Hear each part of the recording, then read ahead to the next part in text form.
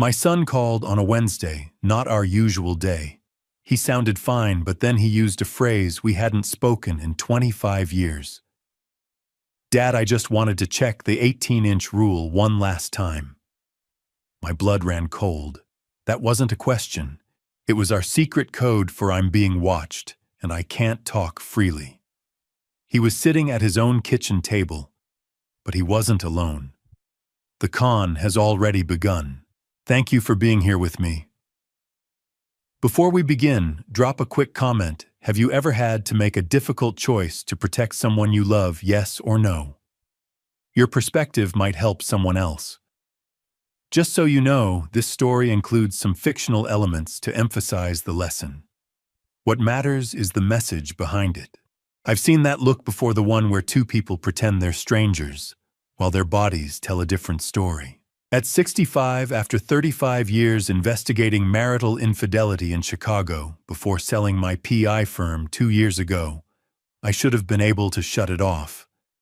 The surveillance instinct, the pattern recognition, the automatic cataloging of micro-behaviors that separate truth from performance.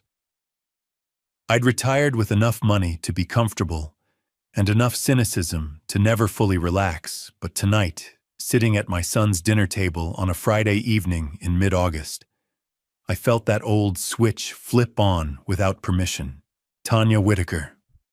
My daughter-in-law smiled as she reached across the kitchen island toward Percy Holbrook. "Percy, could you pass the wine?" "Of course." He handed her the bottle without making eye contact. 18 inches, exactly. I watched them maintain that precise distance as they moved around each other in the kitchen. Her retrieving plates, him stepping aside with the wine opener. 18 inches. Not 20. Not 15. The kind of distance two people maintain when they've calibrated exactly how close they can stand without looking intimate. Natural strangers vary their proximity unconsciously. These two were performing normalcy. Tanya, 36, worked as a real estate marketing director, and every gesture carried that professional polish that made sincerity and deception indistinguishable. Percy, 42, had moved into the Lincoln Park neighborhood 3 months earlier and introduced himself as an independent financial advisor who'd relocated from Denver. He smiled easily. Too easily. "Dad, you're quiet tonight." My son Desmond looked at me from across the dining table. At 38, working as a fintech software engineer, he'd spent 2 decades carefully avoiding telling colleagues what I used to do for a living. The shame had created a distance between us, not 18 inches, but something measured in years of unspoken resentment. "She's just enjoying the meal," I said. Another lie in a house that suddenly felt full of them. Desmond smiled. "Percy's been really helpful with some financial advice. Thought it'd be good for you two to meet." "That's generous of you, Percy," I said. "Just being neighborly." His tone was warm, practiced, and when he said it just for half a second, Tanya's hand moved to her collarbone. A self-soothing gesture. Classic displacement behavior indicating emotional connection to the speaker. Her fingers touched the hollow of her throat with the kind of unconscious intimacy that takes months to develop. I looked down at my plate, heart rate climbing. Desmond was still talking. He helped us restructure some savings accounts. Really sharp with portfolio optimization. The wine bottle passed between them again. This time their eyes met. 2 seconds. 0.3 seconds too long. I'd timed 1,000 stolen glances in surveillance footage. 2 seconds is the threshold where polite acknowledgement becomes something intimate. They broke contact fast, but not fast enough. Do you know what the worst part was? Not seeing it. Knowing I might be seeing nothing at all. I've been retired 2 years. 2 years of trying to be a normal father, not an investigator who treats every human interaction like evidence. 2 years of Desmond slowly, carefully letting me back into his life after decades of calling my profession prying and invasive, and once during a college argument that never quite healed, The reason I can't trust anyone. What if I'd just forgotten how normal people interact? What if financial advisors and real estate directors just naturally touched their collarbones and maintained 18-inch boundaries and made 2-second eye contact? Because that's what friendly neighbors do. What if 35 years of cataloging betrayal had turned me into someone who couldn't recognize ordinary kindness anymore? The doubt was suffocating. And here's Grandpa Raymond, looking serious as always. Aurelia's voice cut through my spiral. My granddaughter, 10 years old, 5th grade, gap-toothed and brilliant, sat at the far end of the table with her iPad propped against the water pitcher. She aimed it at me like a camera. Thanksgiving practice dinner, August 15th. Aurelia, put that away during dinner, please, Desmond said with practiced parental exhaustion. But I'm making a family documentary. She continued recording anyway, panning across the table. This is my family eating pot roast. Note the serious expressions and adult conversation about boring money stuff. I smiled despite myself. She did this, constantly documented everything, narrated her life, like she was making films for future historians. Her innocence felt like a reprieve from the pattern recognition eating away at my certainty. But then Percy laughed at something Tanya said, and Tanya's hand moved to her collarbone again. Same gesture, same emotional tell. I pushed back from the table. Thanks for dinner, Desmond. I should get going. Already? He looked concerned. You okay, Dad? Just tired. Long week. The lie tasted like ash. I drove through Lincoln Park at night, with both hands gripping the wheel, replaying every micro-tell. The 18 inches, the eye contact, the collarbone touch, the way they moved around each other like dancers who'd memorized the choreography.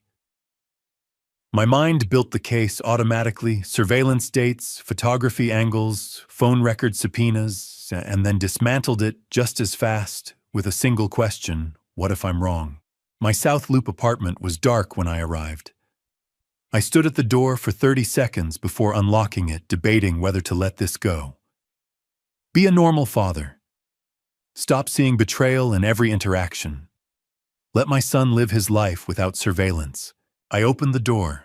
The apartment was exactly as I'd left it that morning.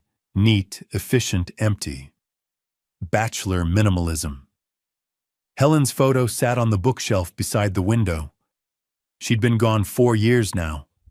Cancer, fast and cruel. Before she died, she told me, "Don't let the job make you forget people aren't cases." I'd promised her I wouldn't. The notebook was exactly where I'd left it 2 years ago. Untouched. Waiting. Black leather, spiral-bound, the kind I'd used for 3 decades to document surveillance operations. The last entry was dated 2 years ago, a case I'd closed before selling the firm. Since then, nothing. Clean pages, retirement. I stood there holding it, my hand hovering over the first blank line.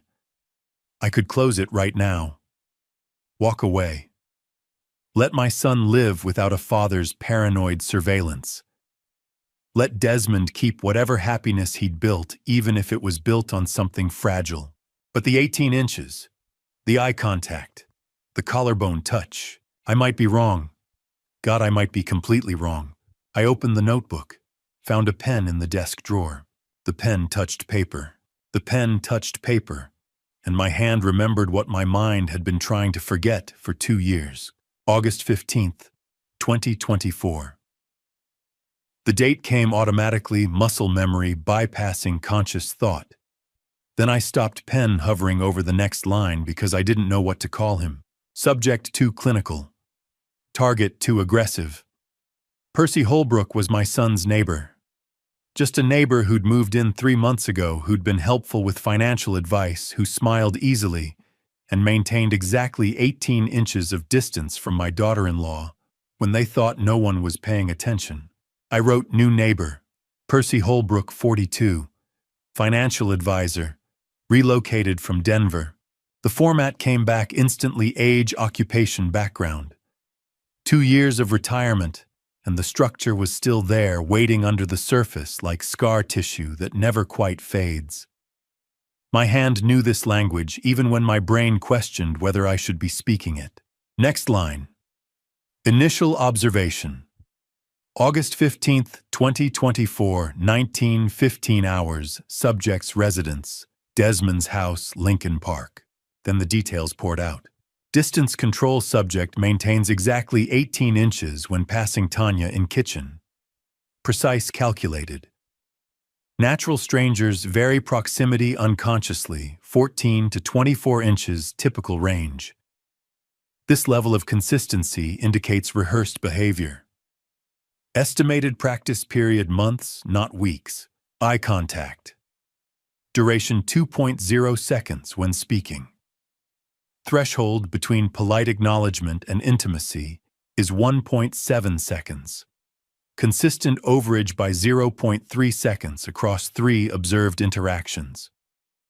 Both parties break contact simultaneously, synchronized disengagement indicating mutual awareness of boundary. Physical tells Tanya touches collarbone when subject speaks. Classic self-soothing gesture indicating emotional connection to speaker. Observed 3 times during 45-minute dinner. Unconscious automatic. Not performed when Desmond speaks. My pen moved faster now, decades of training taking over. The professional vocabulary returned unbidden intimacy markers, synchronization patterns, displacement behaviors. I was cataloging evidence the way I used to catalog adultery for divorce attorneys, building a case one micro-tell at a time. Breathing synchronization. When standing within 24 inches subject and Tanya's respiratory patterns align within 30 seconds. Indicates deep subconscious rapport. Timeline estimate for development, minimum 4 to 6 months of regular contact. I stopped writing, stared at the page. The observations were solid. Textbook. Any investigator with half my experience would read these notes and reach the same conclusion they were involved. Physically, emotionally, probably both. The evidence was clear, except, you know what they don't tell you about retirement? Your brain might let go, but your hands never do. My hand wrote intimacy markers, like it was 2019, and I was documenting another suburban affair for another betrayed spouse. But it was 2024, and I'd been out of the business for 2 years, and maybe, just maybe, I'd forgotten what normal people looked like. I turned to a new line and wrote counter-evidence, confirmation bias. 35 years of investigating infidelity creates pattern recognition that sees betrayal everywhere. Retired investigators often report difficulty distinguishing genuine suspicion from habitual suspicion. Am I seeing what's there or what I'm trained to see? Cultural shift. 2 years out of field. Social norms may have changed. Younger generation may maintain different proximity boundaries, eye contact durations, touch patterns than my investigative baseline assumes. Need to verify current behavioral norms. Sample size. Single observation 45 minutes. Insufficient data for definitive conclusion. One dinner is not a pattern. Could be coincidence, misinterpretation, or my own projection of professional paranoia onto innocent interactions. I was cross-examining my own case, poking holes in my own evidence. Because the alternative, accepting that my observations were accurate, meant accepting that my son's marriage was a lie, and I was about to spend weeks or months documenting its collapse. The desk lamp cast shadows across the page. My apartment was silent, except for the hum of the refrigerator and distant traffic on Congress Parkway. Helen's photo watched from the bookshelf. I wondered what she'd say about this. Probably something about giving Desmond the benefit of the doubt. About trusting that my son knew his own life better than I could observe it from the outside. But Helen had also trusted me when I said something felt wrong about the contractor we'd hired to renovate the kitchen in 2015. Turned out he was running an invoice fraud scheme across 6 neighborhoods. My instincts had saved us $3,000. My instincts had also made me follow Desmond to a college party when he was 19, because I'd thought he was acting suspicious. He wasn't doing drugs. He was meeting a girl he was too embarrassed to tell me about. He didn't speak to me for 6 months after that. Instincts cut both ways. I looked at the evidence column, then the counter-evidence column, then back at the evidence. Estimated timeline greater than or equal to 6 months. I stared at that line. 6 months minimum. That level of comfort, the synchronized breathing, the automatic distance control, the unconscious touching, didn't develop overnight. It took time. Practice. Intimacy. But I could be wrong. I added a question mark. Estimated timeline greater than or equal to 6 months. That tiny punctuation mark was supposed to preserve doubt, leave room for error, signal that this was hypothesis, not conclusion, just notes, observations, nothing committed, nothing final. I closed the notebook slowly. The leather felt the same. The ink looked the same. Only I had changed or tried to. The question mark was supposed to mean I could still walk away. Close the notebook, put it back on the shelf, never open it again. Forget the 18 inches. Forget the eye contact. Forget the collarbone touch. Be a normal father to a son who'd spent 20 years wishing I could stop investigating everything. But I knew better. 35 years as a private investigator had taught me one immutable truth. You don't write things down to forget them. You write them down to build on them. Documentation isn't observation, it's commitment. The moment you record evidence, you've decided to follow it wherever it leads. Even if it leads to your son's marriage, even if it destroys everything, the question mark was a fiction, a way to pretend I might still turn back. I'd already started. 2 weeks later, I would learn exactly where the evidence led, and it would be worse than an affair. I had exactly 3 seconds before Percy Holbrook walked past the car I was hiding behind and saw his neighbor's father crouched on the sidewalk like a stalker. 2 weeks had passed since I'd opened that notebook. 2 weeks of telling myself I was gathering context, building a complete picture, making sure before I destroyed my son's world. 2 weeks of surveillance that brought me here, pressed against a stranger's Volvo on North Dayton Street. Heart hammering against my ribs, watching Percy's shoes move closer. 6 feet away. 5. He was on his phone. Yeah, the paperwork should be ready by Friday. His voice passed overhead, casual, unhurried. 4 feet. 3. If he glanced down, this was over. Not just the investigation. Everything. Because how do you explain to your son that you've been following his wife for 2 weeks? How do you justify crouching behind cars in Lincoln Park, like some divorced husband hiring himself out for surveillance work he can't let go of? The worst part wasn't that he'd catch me investigating. The worst part was that he'd catch me being exactly what Desmond had spent 20 years wishing I wasn't, the invasive, paranoid father who couldn't stop treating people like suspects. Percy's shoes moved past. Kept walking. Turned the corner toward the coffee shop on Fullerton. I stayed crouched for another 30 seconds, breathing like I'd run a mile.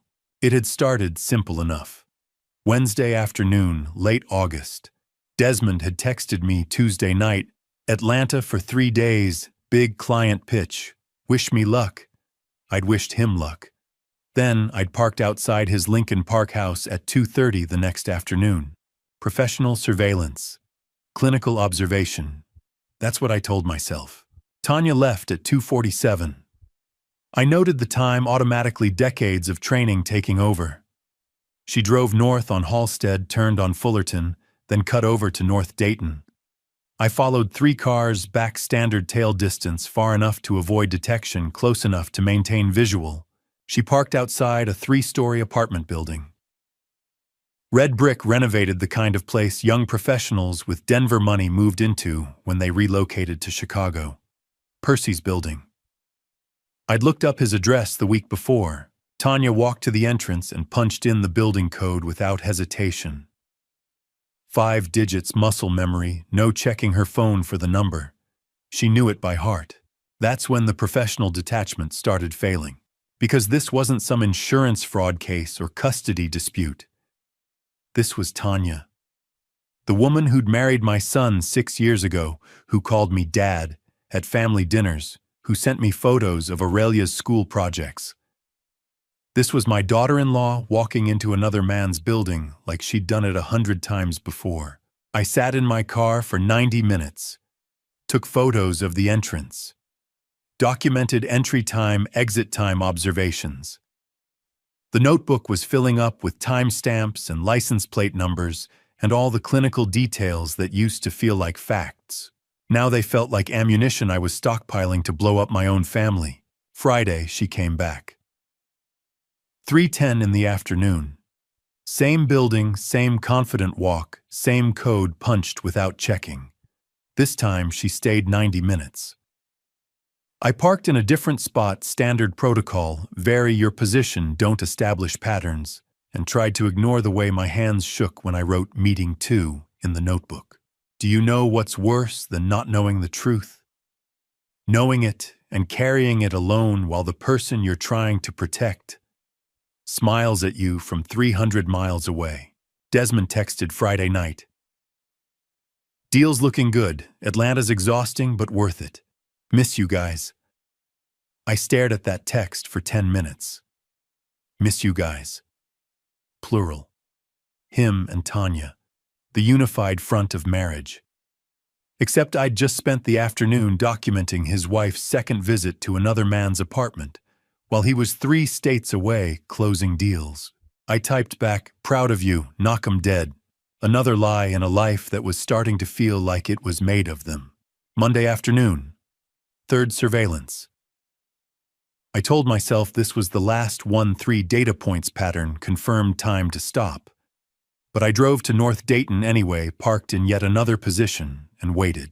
2:52, Tanya's car turned onto the street. I watched her park, watched her walk to the building, watched her enter that code. 5 digits automatic, no hesitation. The familiarity of it made my chest tight. 3 times in 5 days, while Desmond was in Atlanta believing his marriage was solid, and his father was watering the plants. That's when it hit me. I wasn't gathering evidence anymore. I was building a case. Timestamps, patterns, photographic documentation. The kind of evidence that holds up in divorce court. The kind that destroys any possibility of reconciliation or explanation, or maybe I was wrong. I sat in the car with the notebook open on the passenger seat, pen in hand, trying to write meeting 3, and failing because my hand wouldn't stop shaking. What if I was wrong? What if there was some explanation, financial planning, real estate consultation, something innocent that looked suspicious because I'd spent 35 years learning to see suspicion everywhere? But no. Her body language, the building code memorization, the timing always mid-afternoon, always when Desmond was traveling, always 90 minutes. Patterns don't lie. Professional instincts don't fail this consistently. The affair was real, and knowing that being certain of it felt like holding a grenade with my son's name on it. I drove home as the sun set. Chicago traffic moved around me in the usual chaos, but I barely saw it. My phone buzzed at a red light. Desmond. Thanks for watering the plants while we're gone, Dad. I stared at that message. I hadn't watered anything. I'd been watching his wife. I typed, no problem. See you Friday. Him, dinner at 6. Can't wait to tell you about the Atlanta deal. It's going to change everything. I sat at that red light long after it turned green, reading, it's going to change everything, over and over until the car behind me honked. Back at my apartment, I parked but didn't get out. Just sat there with the notebook in my lap and 3 meetings documented and professional certainty that should have felt like victory, but instead felt like carrying a weight I couldn't put down and couldn't share. 3 meetings in 5 days. Pattern confirmed beyond any investigative doubt. But confirmation wasn't supposed to feel like this. It was supposed to make things clear. Instead, I had evidence that would destroy my son's marriage and no idea when or how to tell him. I had proof of betrayal and the crushing knowledge that once I spoke it out loud, there was no taking it back. The question wasn't whether to tell Desmond. The question was what else I needed to know first. The hard part wasn't knowing my daughter-in-law was having an affair. The hard part was sitting across from her at Sunday brunch, pretending I didn't. 4 days since Monday's surveillance. 4 days carrying evidence I couldn't share. And now, Sunday morning, early September, I stood on Desmond's doorstep with flowers like this was just another family meal. Desmond answered with a smile I hadn't seen in years. "Dad, come in.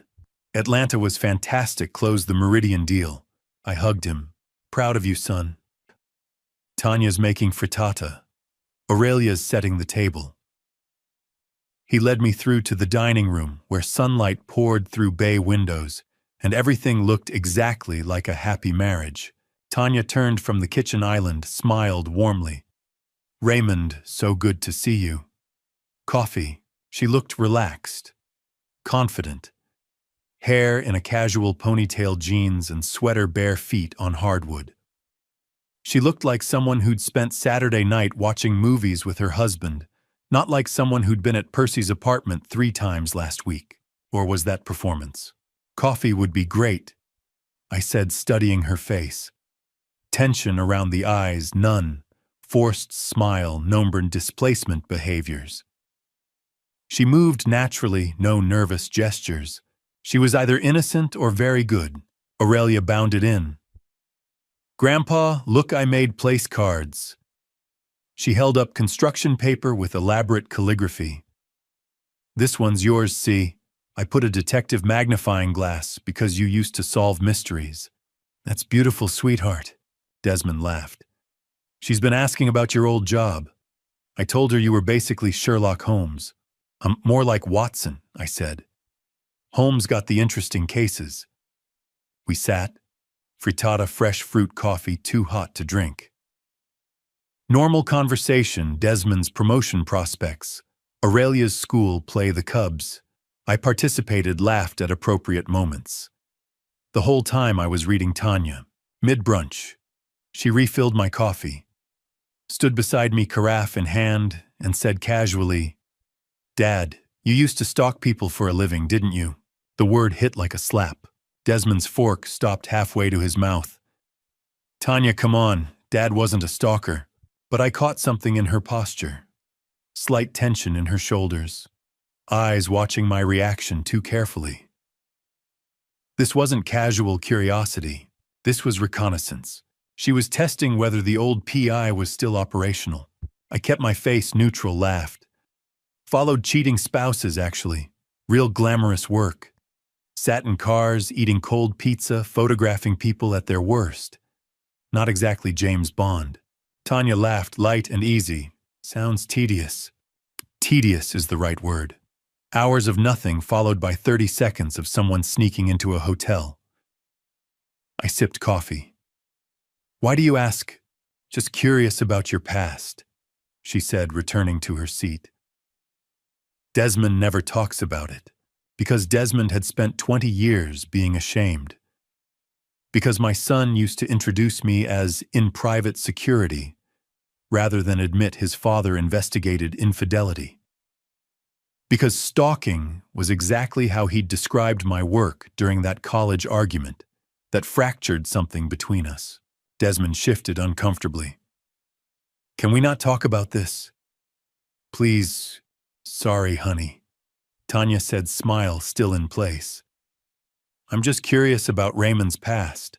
But her smile didn't reach her eyes, and she held eye contact with me for 1.2 seconds too long. I'd timed 1,000 guilty stares.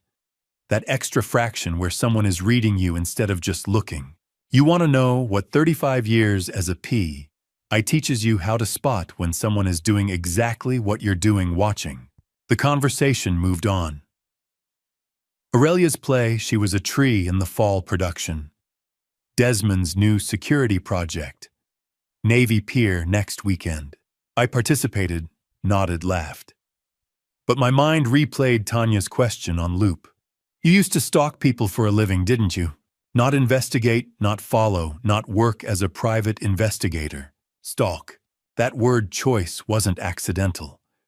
She'd used the most invasive, most shameful term, testing whether I'd bristle, whether I'd defend myself too strongly, whether I'd show any sign that I was currently doing exactly what she'd accused me of. And the timing. 1 week after I'd started surveillance. Coincidence? Maybe. Or maybe she'd noticed something? A car parked too long on North Dayton. A reflection. The feeling of being watched that people develop when they're living double lives. I left after brunch with hugs and promises for next weekend. Drove back to South Loop with my hands too tight on the wheel. Back in my apartment, I opened the notebook to a fresh page. September 8th. Sunday brunch. T-probed re-surveillance capabilities. Word choice stalk, not investigate. Delivered as casual question but observed reaction carefully. Timing 1 week post-surveillance initiation. Conclusion. Either naturally paranoid about discovery or aware of specific surveillance threat. Recommend increased caution. Possible counter-surveillance awareness. I stared at what I'd written. She'd used the word stalk, not investigate, not follow. Stalk. That word was a weapon aimed directly at the intersection of my profession and my son's shame about it. She'd known it would make Desmond uncomfortable. She'd known it would test whether I was still sensitive about my work, which meant she was thinking about who might be watching, which meant this wasn't just affair management. This was counter-surveillance. I closed the notebook slowly. The game had changed. Before today, I'd been an invisible observer documenting evidence. Now maybe I was a known threat being actively monitored. If Tanya suspected surveillance, she'd be more careful. Different routes, varied timing, checking for tails. And if I wasn't careful, she'd catch me. And if she caught me, she'd tell Desmond his paranoid father was following her around Chicago like some obsessed stalker who couldn't retire. And Desmond would believe her, because that's exactly what he'd always feared I was. I sat at my desk as afternoon light faded. I needed help. Someone with access to records I couldn't get alone. Someone who could tell me who Percy Holbrook really was, and whether this was just an affair or something bigger. I needed someone I could trust. I picked up my phone and scrolled to a name I hadn't called in 6 months, Alvin Barton. I hadn't asked Alvin Barton for a favor in 6 years, and the last time I did, it cost him a weekend and saved a client's life. Tuesday morning, I walked through security at the FBI Chicago field office in the West Loop. Visitor badge clipped to my shirt elevator to the 4th floor sterile hallway. The door at the end said, Financial Crimes Consulting. Alvin was waiting in a small conference room. 68 years old, retired from Chicago PD as inspector 3 years earlier, but still kept a desk here as a white-collar crimes consultant. 40 years of friendship visible in the way he stood when I entered. No handshake, no small talk, just immediate recognition that something was wrong. Raymond? He gestured to a chair. 6 years since you walked in here. Must be serious. I sat. I need a background check. Complete workup. Percy Holbrook moved to Lincoln Park 3 months ago from Denver. Says he's a financial advisor. Alvin wrote the name. You sure once I run it there's a record? Federal queries get logged. I'm sure. He studied my face the way cops study suspects. What's this about? I exhaled. It's my daughter-in-law and the neighbor. I've documented 3 meetings while my son was traveling. Mid-afternoon, 90 minutes each. Same building, same pattern. I need to know who this guy is before I tell Desmond his marriage is falling apart. Alvin set the pen down. Jesus, Raymond. You're investigating your own family. I'm trying to protect my son.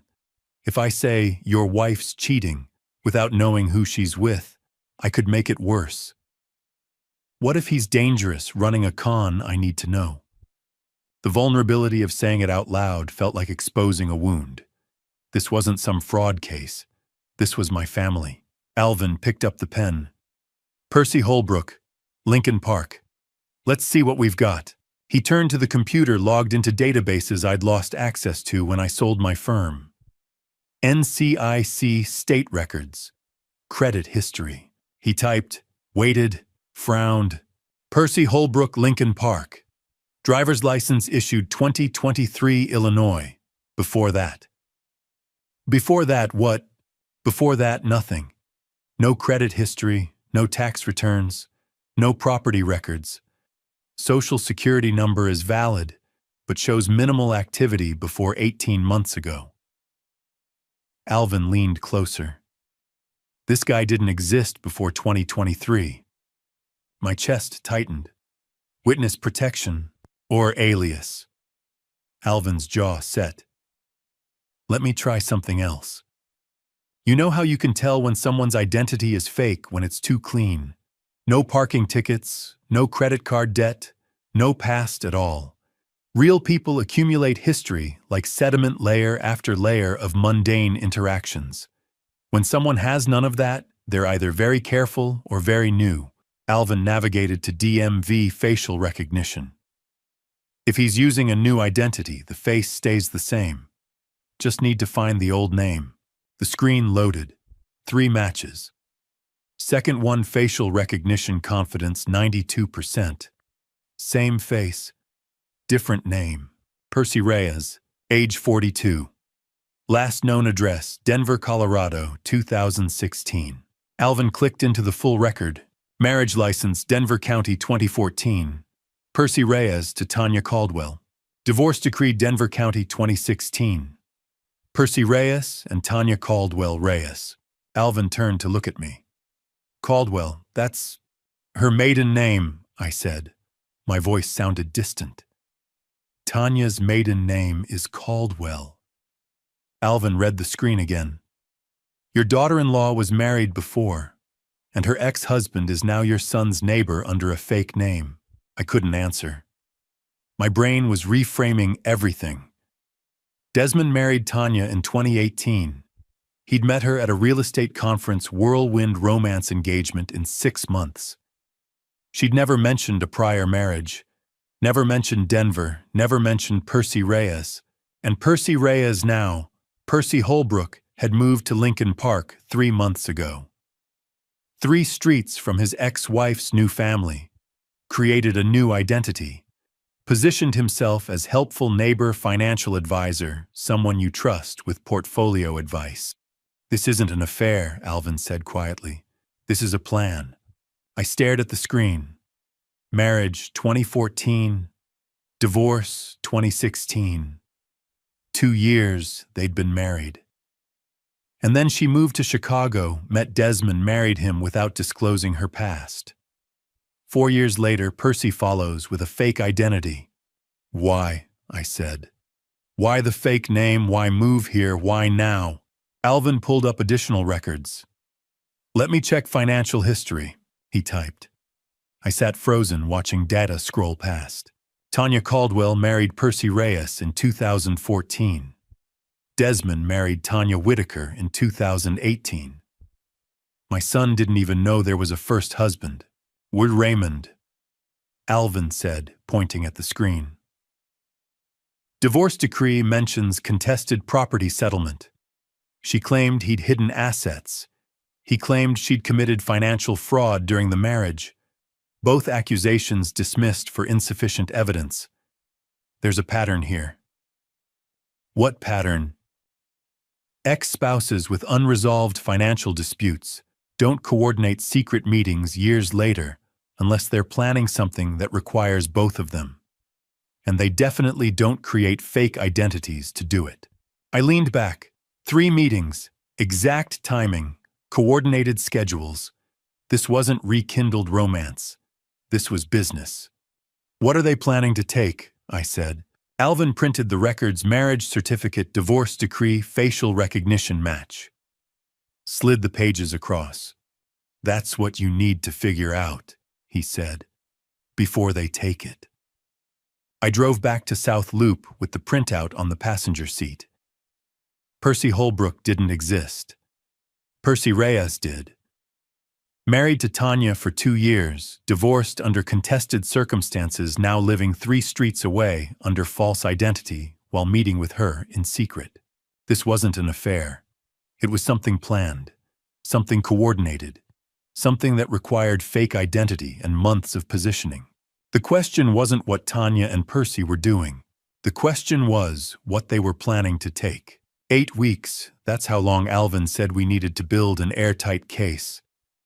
And that's how long I had to watch my son smile at the woman planning to destroy him while I carried the truth alone. Alvin Barton sat across from me in my South Loop apartment. That Monday evening, documents spread on the coffee table between us. Percy's marriage certificate, divorce decree, facial recognition match, timeline of moves from Denver to Chicago. Everything that proved Percy Holbrook was a lie and Percy Reyes was targeting my family. Sort of 8 weeks minimum, Alvin said, tapping the papers. We need documented financial conspiracy, not just photos of them meeting. Wire fraud charges require proof of interstate scheme, intent to defraud, and communication about the crime. That takes time to build. My 8 weeks of lying to my son's face, I said. 8 weeks of Sunday dinners pretending I don't know his wife is planning something with her ex-husband. 8 weeks of building a case that saves him from losing everything, Alvin countered. That's what you're doing. Rush this, we get weak evidence. Desmond won't believe you, Tanya walks away clean, and you lose your son anyway. But if we do this right, document everything, build the pattern, we get federal charges that stick. I knew he was right. The realization just felt like accepting a prison sentence. 56 days, 8 Sunday dinners, 8 Tuesday phone calls where Desmond would ask how I was doing, and I'd lie through my teeth. I was becoming exactly what my son had always feared. I was the invasive father who couldn't stop investigating, who treated family like suspects. Except this time I was right. And being right might cost me everything anyway. What do we need? I asked. Alvin pulled out a legal pad, started writing. Financial records showing money movement. Documentation of coordination between Tanya and Percy. Evidence of false identity used in fraud scheme. And proof of what they're targeting. My assets, I said. The house equity company sale precedes savings. $740,000 total. That's what I've been building to leave Desmond. That's what they're after, Alvin said. We prove intent to steal those assets through coordinated scheme. We get wire fraud charges. Federal case. Real consequences. He outlined the strategy. I'd handle strategic planning. Alvin would monitor financial databases for LLC activity and suspicious transfers. We'd need audio recordings if possible. Wire fraud statute requires communication evidence. Everything had to be legally admissible or prosecutors wouldn't touch it. One more thing, Alvin said. You need external surveillance backup. You're too personally involved. Surveillance conducted by family member gets murkier in court. We need someone clean.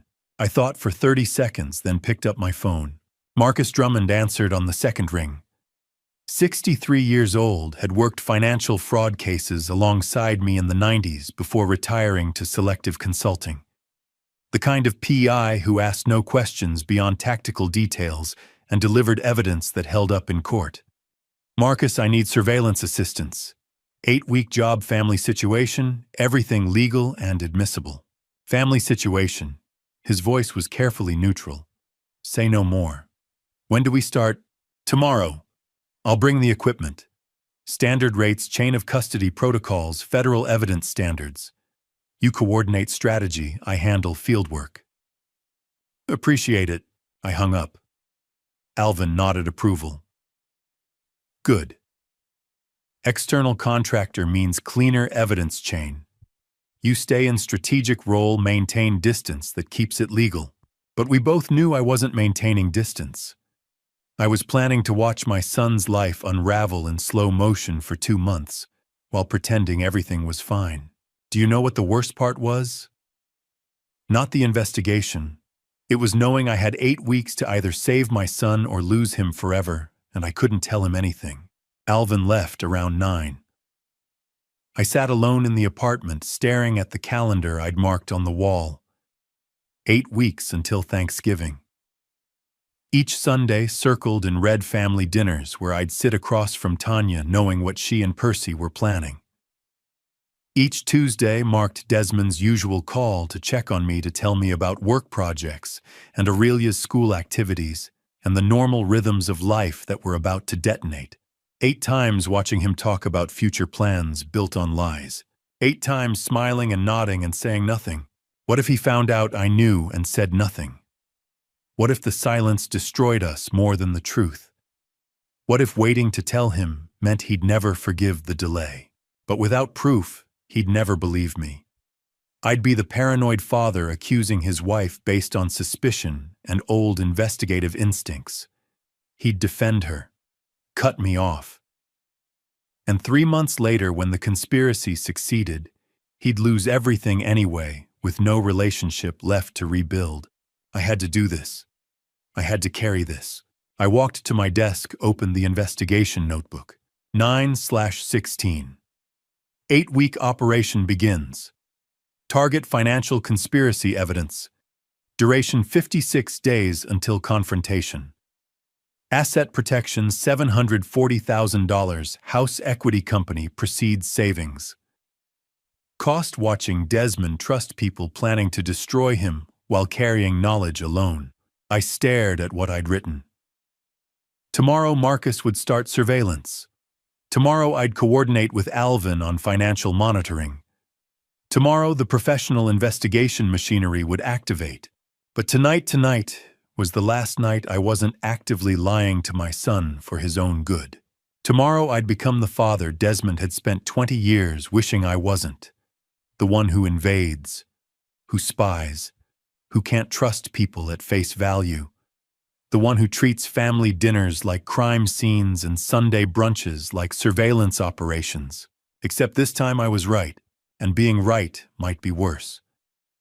Because if he ever discovered I'd known for 8 weeks and said nothing, watched him plan vacations with Tanya, discuss Aurelia's college fund, talk about growing old together while I documented evidence of her conspiracy with her ex-husband, he'd never forgive that silence.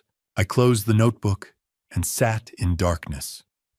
Calendar on the wall showed 8 weeks marked in red. 56 days until Thanksgiving, until confrontation, until I'd have to tell Desmond everything. But first, 56 days of watching my son smile at family dinners. 56 days of pretending ignorance. 56 days of carrying knowledge so heavy I could barely breathe. The investigation started tomorrow. The lying started tonight. My son was holding my investigation notebook when I walked back into his living room, and the look on his face told me I'd just become everything he'd feared I was. 3 weeks into the surveillance. 3 weeks of Sunday dinners carrying the weight of Percy Reyes and Tanya's conspiracy. 3 weeks of lying through family meals and phone calls. And now, late September Sunday evening, I'd gotten careless. I'd stepped outside to take Marcus's call about new surveillance findings, left the leather notebook on Desmond's coffee table. Exhaustion does. That makes you forget the basics, makes you sloppy. When I walked back in, Desmond was sitting on the couch with it open in his hands. His face moved through stages, confusion, then recognition, then something worse than anger. Understanding. Dad. His voice was flat. What is this? I froze in the doorway. Desmond, 9/16. 8-week operation begins. Surveillance. He read my handwriting like it was evidence at a trial. 9/24. T and P met twice this week. Duration 90 minutes each. Who are T and P, Dad? My mouth opened. Nothing came out. He flipped through pages. Dates. locations, abbreviated observations, professional format I'd used for 35 years. The same clinical language, the same invasion of privacy documentation he'd accidentally seen as a teenager when he'd found an old case file in my home office. He looked up at me. "You're doing it again. It's not what you think. It's exactly what I think." He set the notebook on the coffee table like it was contaminated. "This is surveillance logs, professional format. You're investigating someone." "I can explain. You're retired, Dad. You're supposed to be done with this." His voice carried 20 years of accumulated disappointment. "You promised when you sold the firm. No more cases, no more following people, no more treating everyone like they're lying." I stood there watching my son see me the way he'd always feared I was. Not as father who protected, as investigator who invaded. The pattern he'd spent his whole adult life trying to escape was right there in black leather documented proof that I hadn't changed. "Can't you just stop?" Desmond said quietly. "Can't you trust people to live without being watched?" That's when he said it. The word. "Dad, you don't need to pry into anyone's business anymore." Pry. Not investigate, not help, not protect. Pry. That word. 20 years I'd carried it. 20 years Desmond had been ashamed to say what his father did for a living.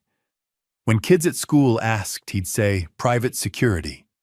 When college friends asked, he'd say, "consultant."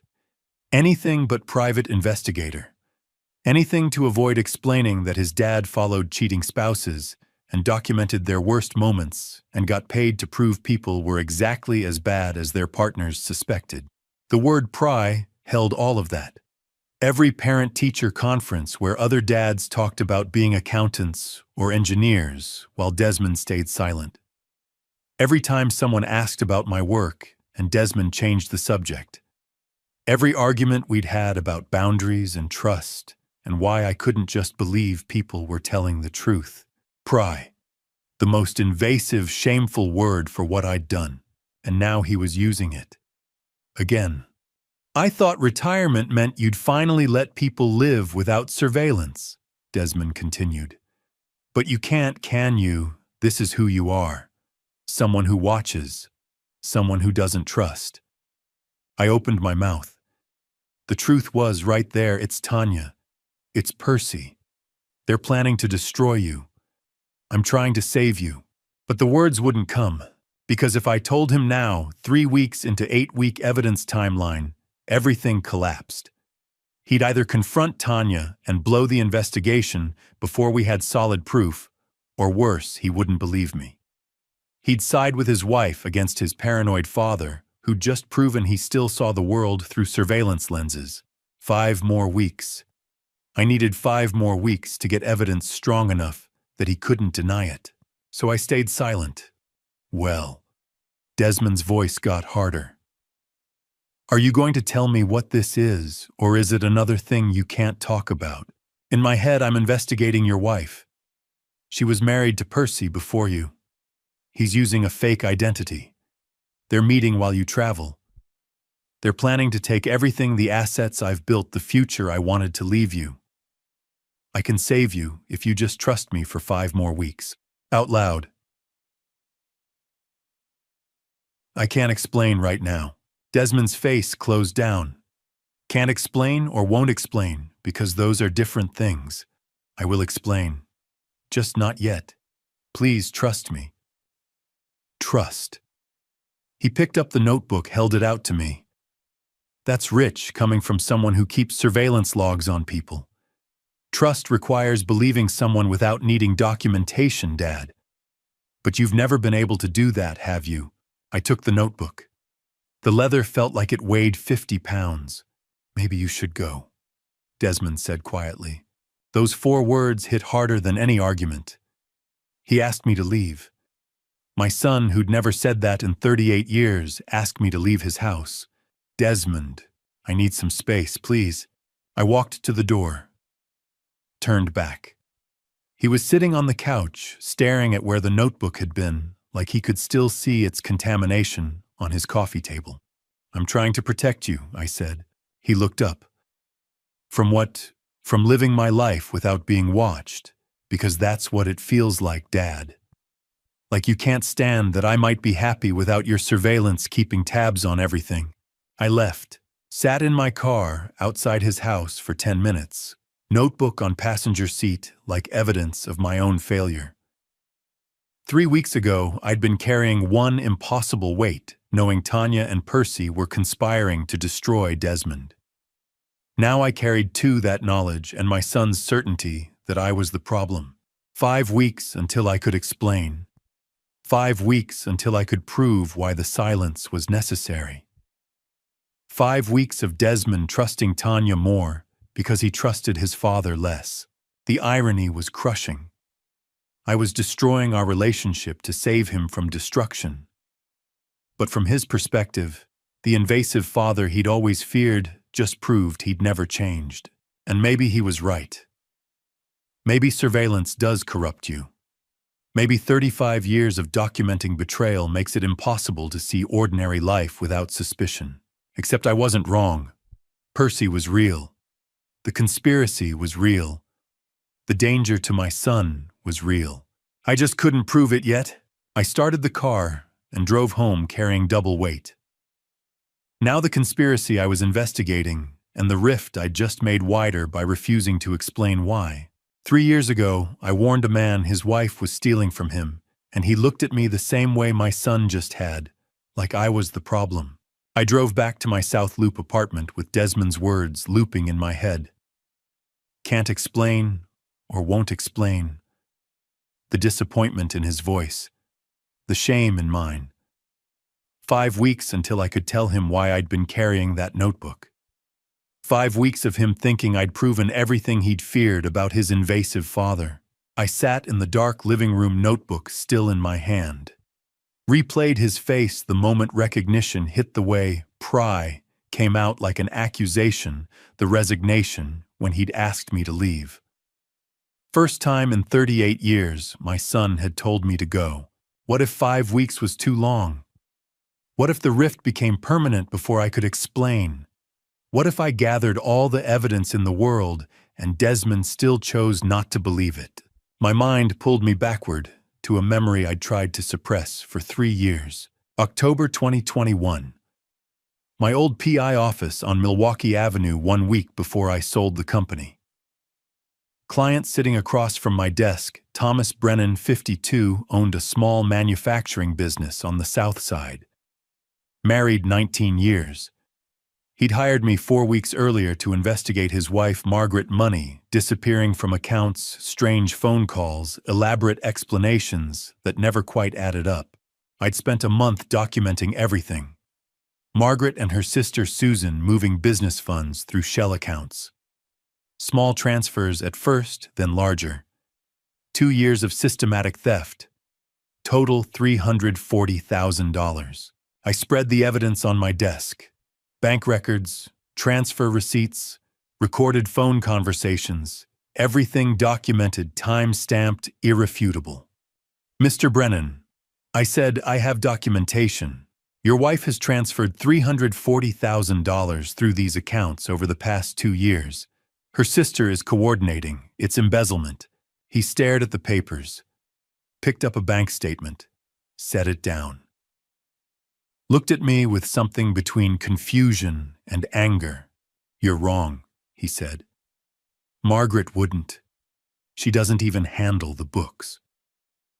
That's why you didn't notice. She's been doing it in small increments disguised as vendor payments. Look at these transactions." I pushed the evidence closer. He didn't touch it. "You're trying to destroy my marriage," he said quietly. "I don't know what kind of investigator you are, but I won't pay for lies." "Mr. Brennan, this is fabricated. All of it." He stood. "I trusted you to help me not ruin everything." He walked out. I tried calling for 3 days. No response. Left voicemails explaining that the evidence was solid, that he needed to freeze the accounts immediately, that every day of delay meant more money disappearing. Nothing. You know what's worse than being wrong, being right, and having no one believe you until it's too late to matter. 2 months later, December 2021, I read an article in the Tribune business section. Small manufacturing company bankruptcy. Owner Thomas Brennan lost business home retirement savings. Wife Margaret Brennan and sister Susan Moore charged with embezzlement and wire fraud. Total amount stolen $480,000. I'd caught them at $340,000. If Brennan had believed me in October, he could have frozen accounts, contacted authorities, preserved most of his assets. Instead, denial continued theft, 2 more months of transfers, total financial collapse. The article included a quote from the prosecutor. If the victim had acted on earlier warnings, significant assets could have been recovered. Unfortunately, by the time he contacted authorities, the funds had been dispersed internationally. Earlier warnings. That's what they called my investigation. A warning that went unheeded. I'd sat in this same apartment reading that article, feeling the weight of professional failure despite being right. Thomas Brennan had looked at irrefutable evidence and called it lies, chose to believe his wife over documentation, and that choice had destroyed him. 2 months. That's how long denial lasted before reality crushed it. The memory released me back to the present. I sat in the same dark apartment where I'd read that Tribune article 3 years ago. Same chair. Same helpless feeling. Same question, what if being right doesn't matter? When the person you're trying to save won't listen. The parallel was exact. Thomas Brennan looked at me the way Desmond just had, like I was the enemy, like my evidence was the problem instead of the solution. Like believing me would hurt worse than ignoring me. But the stakes were different now. Brennan was a client. Desmond was my son. Thomas Brennan lost everything. 2 months after walking out of my office, $480,000. His business, his home, his retirement, all of it. Because he chose belief over evidence. Because I'd given him truth and he'd called it invasion. Because warnings without overwhelming proof are just accusations people can dismiss. I couldn't let that happen to Desmond. The difference was time. I'd given Brennan all the evidence at once and expected him to accept it. He'd rejected it because accepting meant his marriage was a lie, his wife was a criminal, his entire life needed demolition. That's too much to accept at once. So he didn't. This time with Desmond, I had 5 weeks. 5 weeks to build not just evidence of affair, but proof of conspiracy, so comprehensive, so undeniable, so overwhelming, that belief wouldn't be optional, it would be inevitable. Brennan taught me the lesson 3 years too late for him. But just in time for Desmond, proof has to be so strong that denial becomes impossible. Not photos of meetings, not theories about Percy's fake identity. But financial documentation, criminal intent, coordinated theft evidence that eliminates any interpretation except truth. I opened the notebook to a fresh page. September 29th. Confrontation with Desmond. He found notebook, called it prying. Same word, same look Brennan gave me in 2021. But this time I keep going. 5 weeks remain. We'll gather proof so undeniable that belief is mandatory, not optional. Brennan taught me warning without proof is just accusation. This time proof, first warning after. Even if Desmond never forgives investigation, he'll be alive to not forgive me. I stared at what I'd written. Better Desmond hate me and survive than trust me and lose everything. Brennan had refused to believe evidence when I showed it to him, gently, incrementally, with room for doubt. This time I'd make doubt impossible. I'd gather financial records, LLC documentation, criminal conspiracy proof, everything that made denial not just wrong, but absurd. 5 weeks. This time I wouldn't ask Desmond to believe me. I'd make belief irrelevant. 5 weeks of surveillance had given me everything I needed to prove Tanya was having an affair, and my hand was shaking over the phone because I just realized that wasn't enough. The evidence was spread across my dining table like a prosecutor's case file. 37 photographs of Tanya entering Percy's apartment building on North Dayton.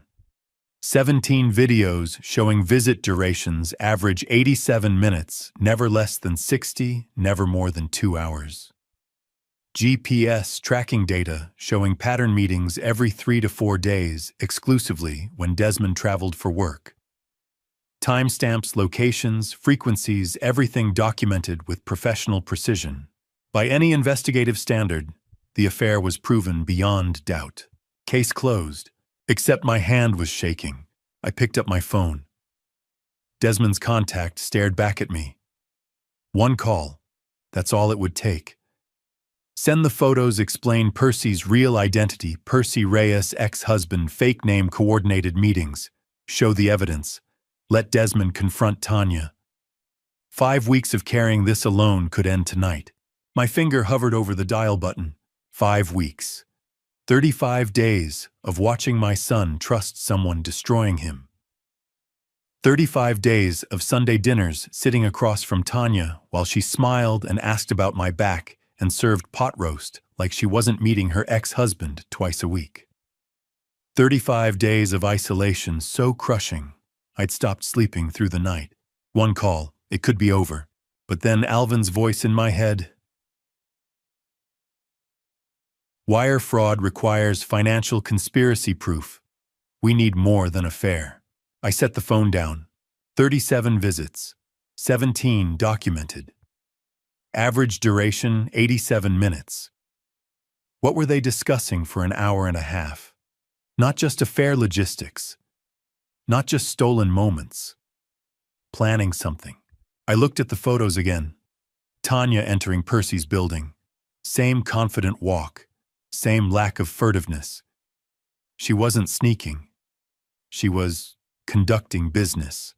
The realization hit like cold water. What if I called Desmond right now, showed him the affair evidence, he'd confront Tanya? She'd admit it or deny it, doesn't matter. Either way, divorce proceedings begin. Standard property split. Child custody battle. Emotional devastation. Family destroyed. But what if that was always the plan? What if the affair wasn't betrayal, it was mechanism? What if divorce on Tanya's terms was the goal and romantic relationship with Percy was just the trigger to get there? I thought about Margaret Brennan, Thomas's wife, the one who'd embezzled while using affair rumors as distraction. The affair had been real but secondary. The theft was primary. And by the time Thomas understood that the money was gone. Same pattern. Delaware LLC. Percy's fake identity. 8 months of careful positioning moving to Lincoln Park, befriending Desmond, offering financial advice. That wasn't passionate romance. That was infrastructure. Exposing the affair now might trigger the trap before I understood what the trap was. Do you know what the worst part was? Not the investigation hours. Not the surveillance. It was sitting at Desmond's table last Sunday, watching Tanya serve dinner, seeing my granddaughter hug her, and knowing what she was, knowing what Percy was. Carrying that knowledge alone, while Aurelia showed me her math homework, and Desmond talked about his promotion prospects, and Tanya laughed at jokes and touched Desmond's hand across the table like she loved him. The isolation was torture. Last Sunday, Tanya had asked me how my back was feeling. She'd noticed I'd been moving stiffly surveillance hours in cars, stress manifesting physically. She'd suggested a chiropractor, gave me a referral card, smiled with what looked like genuine concern. I'd thanked her, sat through dinner, drove home, stood in my apartment staring at that referral card for 20 minutes, wondering how someone who was planning to destroy my son could simultaneously care about my back pain. Maybe she didn't see it as destruction. Maybe in her mind, whatever she and Percy were planning was justified, rationalized. Maybe she'd convinced herself Desmond deserved it, or that love with Percy was worth the cost, or that the money was rightfully hers somehow. Didn't matter. The result was the same. I looked at the calendar on my wall. Original plan, 8 weeks until Thanksgiving confrontation. We were at week 5. 3 weeks remained. Except now I knew 3 weeks wasn't enough. I needed financial conspiracy evidence, not just affair proof. Actual documentation of whatever scheme required Delaware LLC and fake identity, and 8 months of careful positioning. That meant more weeks. Probably many more. More Sunday dinners. More Tuesday phone calls where Desmond asked if I was okay, and I lied. More watching my son plan his future with someone planning to erase that future. More pretending. More isolation. More torture. I boxed up 5 weeks of evidence, labeled it Phase 1, opened a folder called Phase 2. More weeks alone. More dinners pretending. More torture. The choice wasn't really a choice. Show Desmond affair evidence, now destroy family immediately while missing financial scheme. Or continue investigation, find complete truth, destroy family later, but save assets. Brennan's wife had stolen everything because Brennan acted on partial information. Confronted her about affair, missed embezzlement, lost it all. I wouldn't make that mistake. I opened the notebook to a fresh page. October 15th. Week 5 complete. Affair conclusively proven, 37 visits, 17 documented pattern established. Assessment insufficient. Affair appears to be mechanism for larger scheme, not primary objective. Evidence suggests financial conspiracy utilizing divorce as vehicle. Phase 2. Objective, identify financial target, document conspiracy, build case for wire fraud charges. Timeline indefinite. Cost, continued isolation, extended family deception, psychological toll mounting. I stared at what I'd written. Indefinite timeline. Meaning I didn't know how much longer. How many more Sunday dinners? How many more weeks of carrying this knowledge alone while watching Desmond trust the wrong people? How much more isolation I could survive before it broke something in me permanently? But the alternative, showing him partial truth that triggered trap I didn't understand, was worse. Better I suffer alone than Desmond lose everything because I stopped too soon. I closed the notebook and sat in darkness, staring at the empty Phase 2 folder. The affair evidence sat boxed and useless. Because I'd realized too late Tanya wasn't just betraying Desmond emotionally. The affair was cover for something worse, and finding that something meant extending investigation indefinitely, which meant extending torture indefinitely.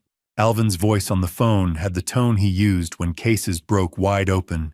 Raymond, get to the office, now I found their plan, and it's worse than we thought. 2 weeks had passed since I'd boxed up the affair evidence and opened that empty Phase 2 folder. 2 weeks of searching for financial proof while isolation crushed me at every Sunday dinner. And now, Wednesday afternoon, week 7 of investigation, Alvin had found something. How bad, I asked. Bad enough that I've already contacted federal prosecutors. Don't call Desmond yet. Get here first.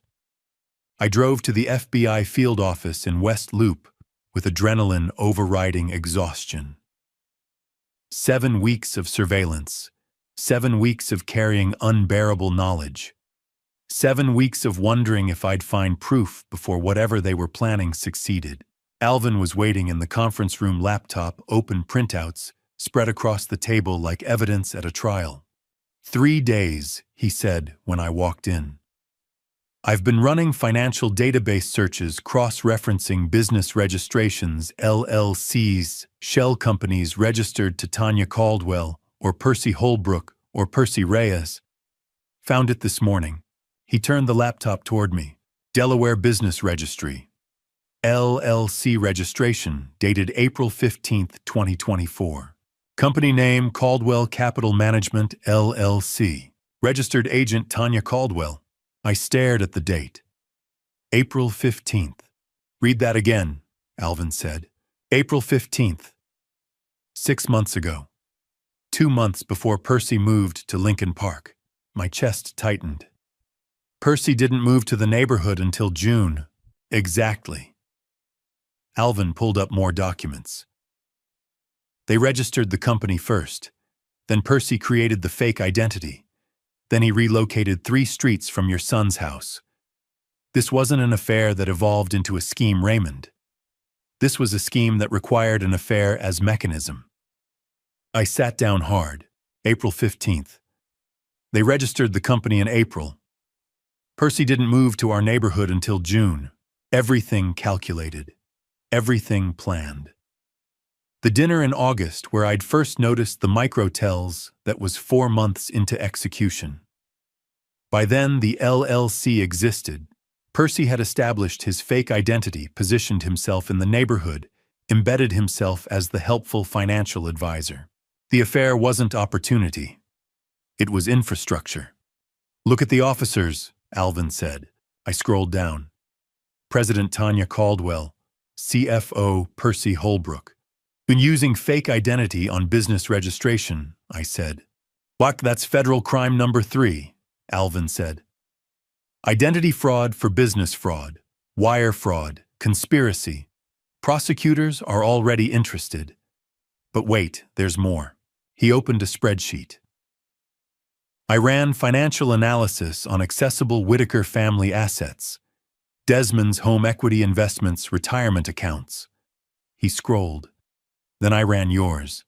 House equity $340,000. PI company sale proceeds $220,000. Savings and investments $180,000. My hands went cold. Total family assets accessible through Desmond's marriage and your proximity, Alvin said, looking at me, $740,000. I couldn't speak. "They're not just targeting Desmond," Alvin said. "They're targeting both of you. The LLC is structured to absorb assets from 2 generations. Desmond's half through marital property claim in divorce. Your share through investment opportunity pitch. Percy was positioning himself to get you to invest in the LLC before the divorce happened. Both of you one operation. $740,000. Everything my son had. Everything I had. Everything we'd worked for. They'd planned to take all of it." "Show me the timeline," I said. Alvin pulled up a document he'd created. April LLC registered. June Percy moves to Lincoln Park under fake identity. July Percy, coincidentally, meets Desmond, establishes financial advisor relationship. August affair begins, provides divorce mechanism and emotional cover. September to October, affair continues while Percy builds trust with you, sets up investment opportunity pitch. Planned execution. November to December, Tanya files for divorce, gets half of Desmond's assets as marital property. Simultaneously, Percy convinces you to invest your assets in LLC as business opportunity. LLC absorbs $740,000, reroutes, offshore dissolves. Conspirators vanish. I stared at the timeline. 6 months of meticulous planning, fake identity, shell company, geographic positioning, relationship engineering, all of it designed to systematically destroy 2 generations of one family. "This isn't crime of passion or opportunity," Alvin said. "This is financial assassination." The scope was overwhelming. Tanya hadn't just betrayed Desmond, she'd married him, knowing she'd destroy him. The whole marriage might have been target acquisition. How long had she been planning this? Since before the wedding, since before they met.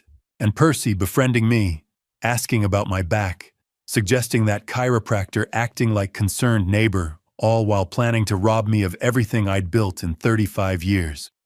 "If I hadn't investigated," I said slowly, "if I'd ignored that first dinner in August, if I'd dismissed the microtells as paranoia, they would have succeeded," Alvin said.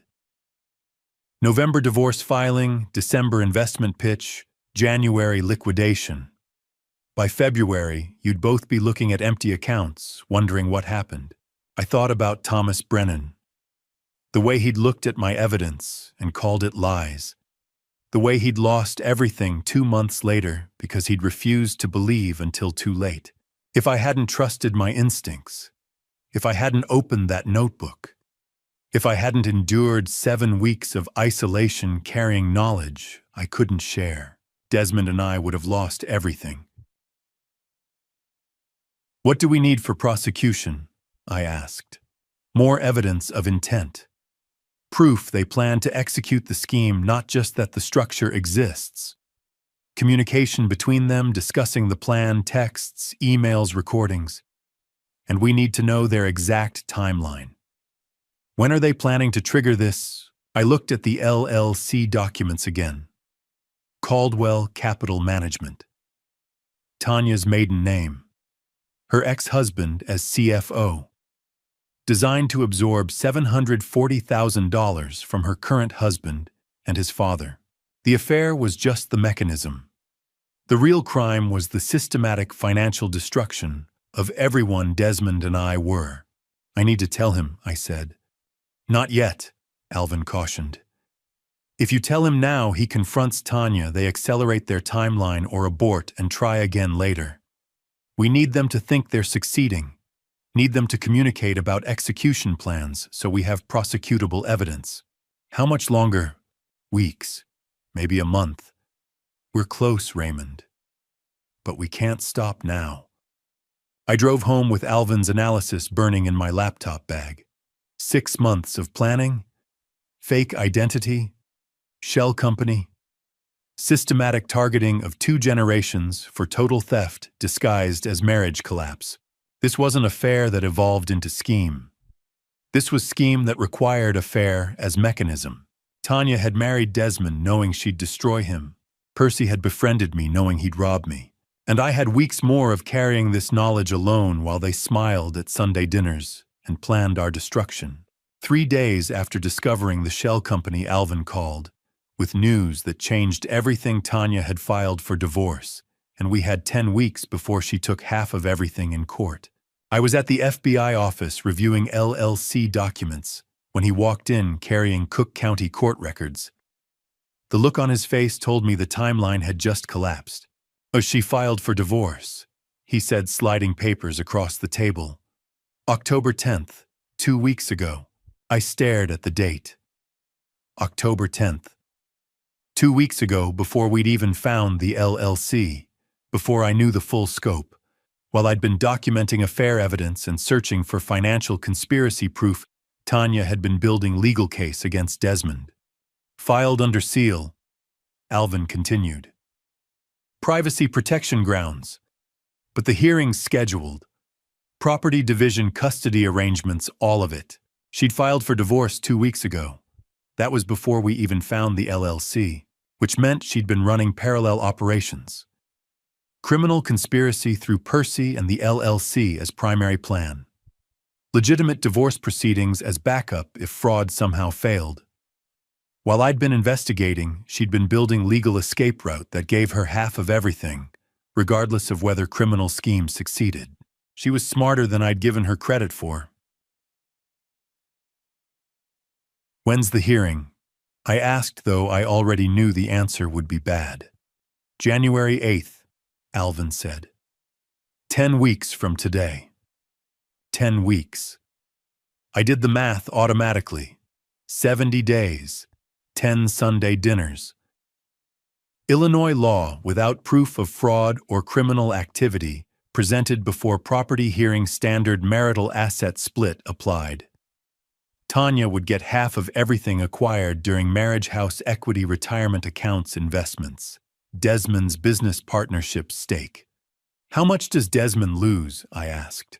"She minimum $180,000 in property split," Alvin said.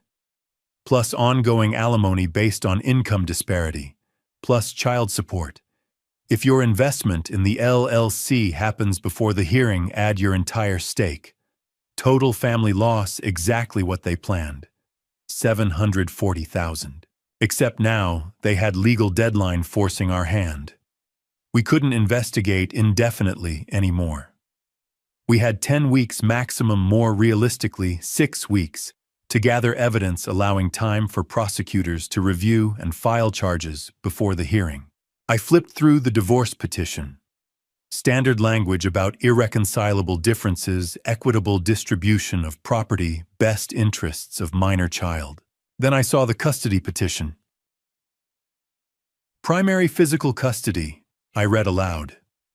Requesting that Aurelia reside primarily with mother, citing father's frequent business travel as indication of reduced availability for day-to-day parenting. Alvin nodded grimly. Standard divorce tactic, but effective. Desmond does travel for work, 2 to 3 days per week. Judge looks at Tanya's real estate marketing job with flexible hours and home office awards, primary custody of Aurelia. She was going after my granddaughter.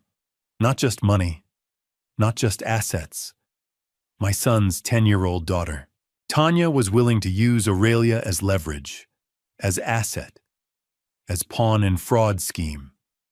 Win custody, maintain access to child support payments, control Desmond's life through visitation restrictions. And Aurelia innocent, recording her family documentaries on iPad, showing me construction paper turkeys, would grow up living primarily with mother, who was criminal conspirator. Without criminal charges filed before hearing, Alvin said judge awards custody based on parenting time and stability. Tanya wins. Desmond loses his daughter. I set the papers down. My hands were shaking. "Timeline," I said. "Walk me through what we need." Alvin pulled up calendar on his laptop. January 8th, property and custody hearing. 10 weeks out. Prosecutors need minimum 2 weeks to review evidence, draft charges, file with court. That gives us 8 weeks absolute maximum to gather everything. But realistically, 6 weeks. Thanksgiving is 4 weeks from today. That should be our evidence deadline. Give prosecutors 4 weeks to build case file charges in late December. Freeze Tanya's assets, present fraud evidence to family court judge before January hearing. 6 weeks. Our 8-week investigation plan had just become 6-week desperate scramble. "We're out of time," I said. "She filed divorce while we were finding the LLC. She's ahead of us." "Not ahead," Alvin corrected. "But she's forced the timeline. No more methodical investigation. We have to move fast now." He marked dates on calendar. Thanksgiving, November 28th, 4 weeks away. December 15th, latest evidence submission for January hearing. January 8th, property division and custody determination. Window narrowing with every passing day. "What do we still need?" I asked. "Audio," Alvin said. "We need Tanya and Percy on recording discussing the fraud. Everything else is circumstantial. LLC exists. They're having an affair. He's using fake identity. But wire fraud charges require proof of interstate communication about the scheme. We need their voices confirming conspiracy. And transfer documentation," I added. "Right. Proof they moved money, or planned to move money. And evidence Percy's fake identity was used in the LLC registration. That's the identity fraud charge that makes this federal." I looked at the calendar. 4 weeks to Thanksgiving. 6 weeks maximum to prosecution-ready evidence. 10 weeks to hearing where Tanya won everything if we failed. I still haven't told Desmond," I said. "He doesn't know she filed for divorce. He doesn't know about the LLC. He doesn't know Percy is her ex-husband. He doesn't know any of it." "You're running out of time to tell him," Alvin said. "I know." The weight of that pressed down like physical force. But if I tell him now, what does he do? Confronts her.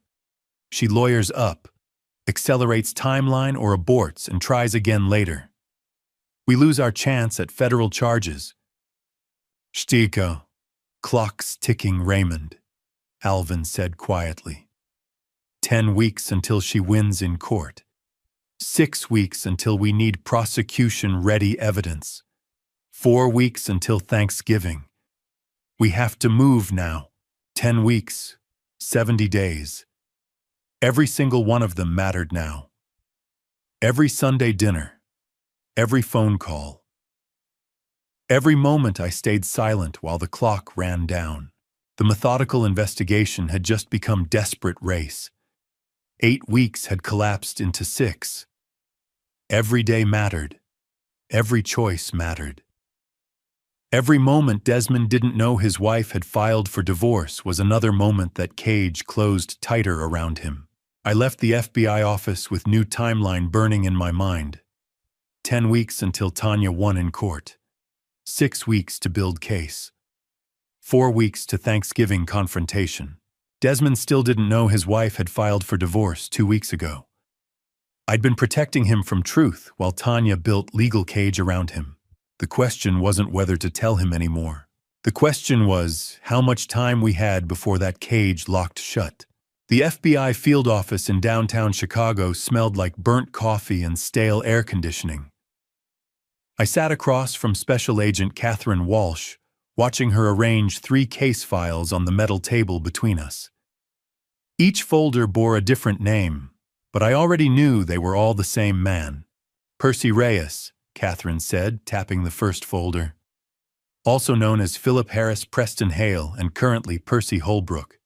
We've been tracking him for a year. I froze. A year. The FBI had known about Percy since November 2023, 9 months before he walked into my son's life wearing that expensive suit and practiced smile.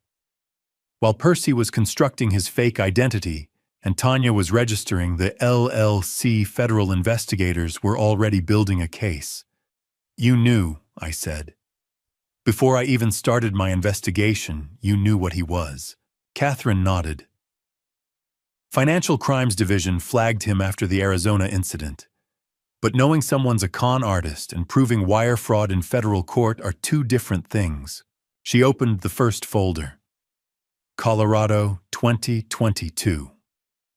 A widower named George Castellano had lost his wife to cancer and met a business consultant named Philip Harris through a grief support group. Harris presented an opportunity, a medical supply company acquisition that needed bridge financing. George invested $280,000 from his wife's life insurance. 6 weeks later, Philip Harris vanished along with a shell company registered in Wyoming. Same pattern in Arizona. Catherine continued sliding the second folder across. 2023. Recently divorced man named Alan Navarro. Preston Hale approached him about a real estate development deal. Navarro put in $310,000 from his divorce settlement. 8 weeks later, Preston Hale disappeared. Delaware LLC this time dissolved before anyone could trace it. I stared at the numbers. $280,000. $310,000. Not random amounts, calculated extractions based on what each victim could access quickly. Percy didn't choose targets randomly. He studied them, learned their breaking points, identified the exact moment when grief or loss or desperation made them vulnerable. And now he's going for $740,000, I said. My money and my son's? Your surveillance operation confirmed it, Catherine said. The LLC structure, the timeline, Tanya's divorce filing timed to the property hearing. It's his most ambitious scheme yet. Alvin had been right. This wasn't about Desmond's money, or my money. It was about both. 2 generations, 1 carefully orchestrated fraud. Catherine pulled out a third document. Here's our problem. Wire fraud prosecution under 18 U.S.C. Section 1343 requires proof of interstate electronic communication used to execute the scheme. Bank records show money movement, but they don't prove intent or conspiracy.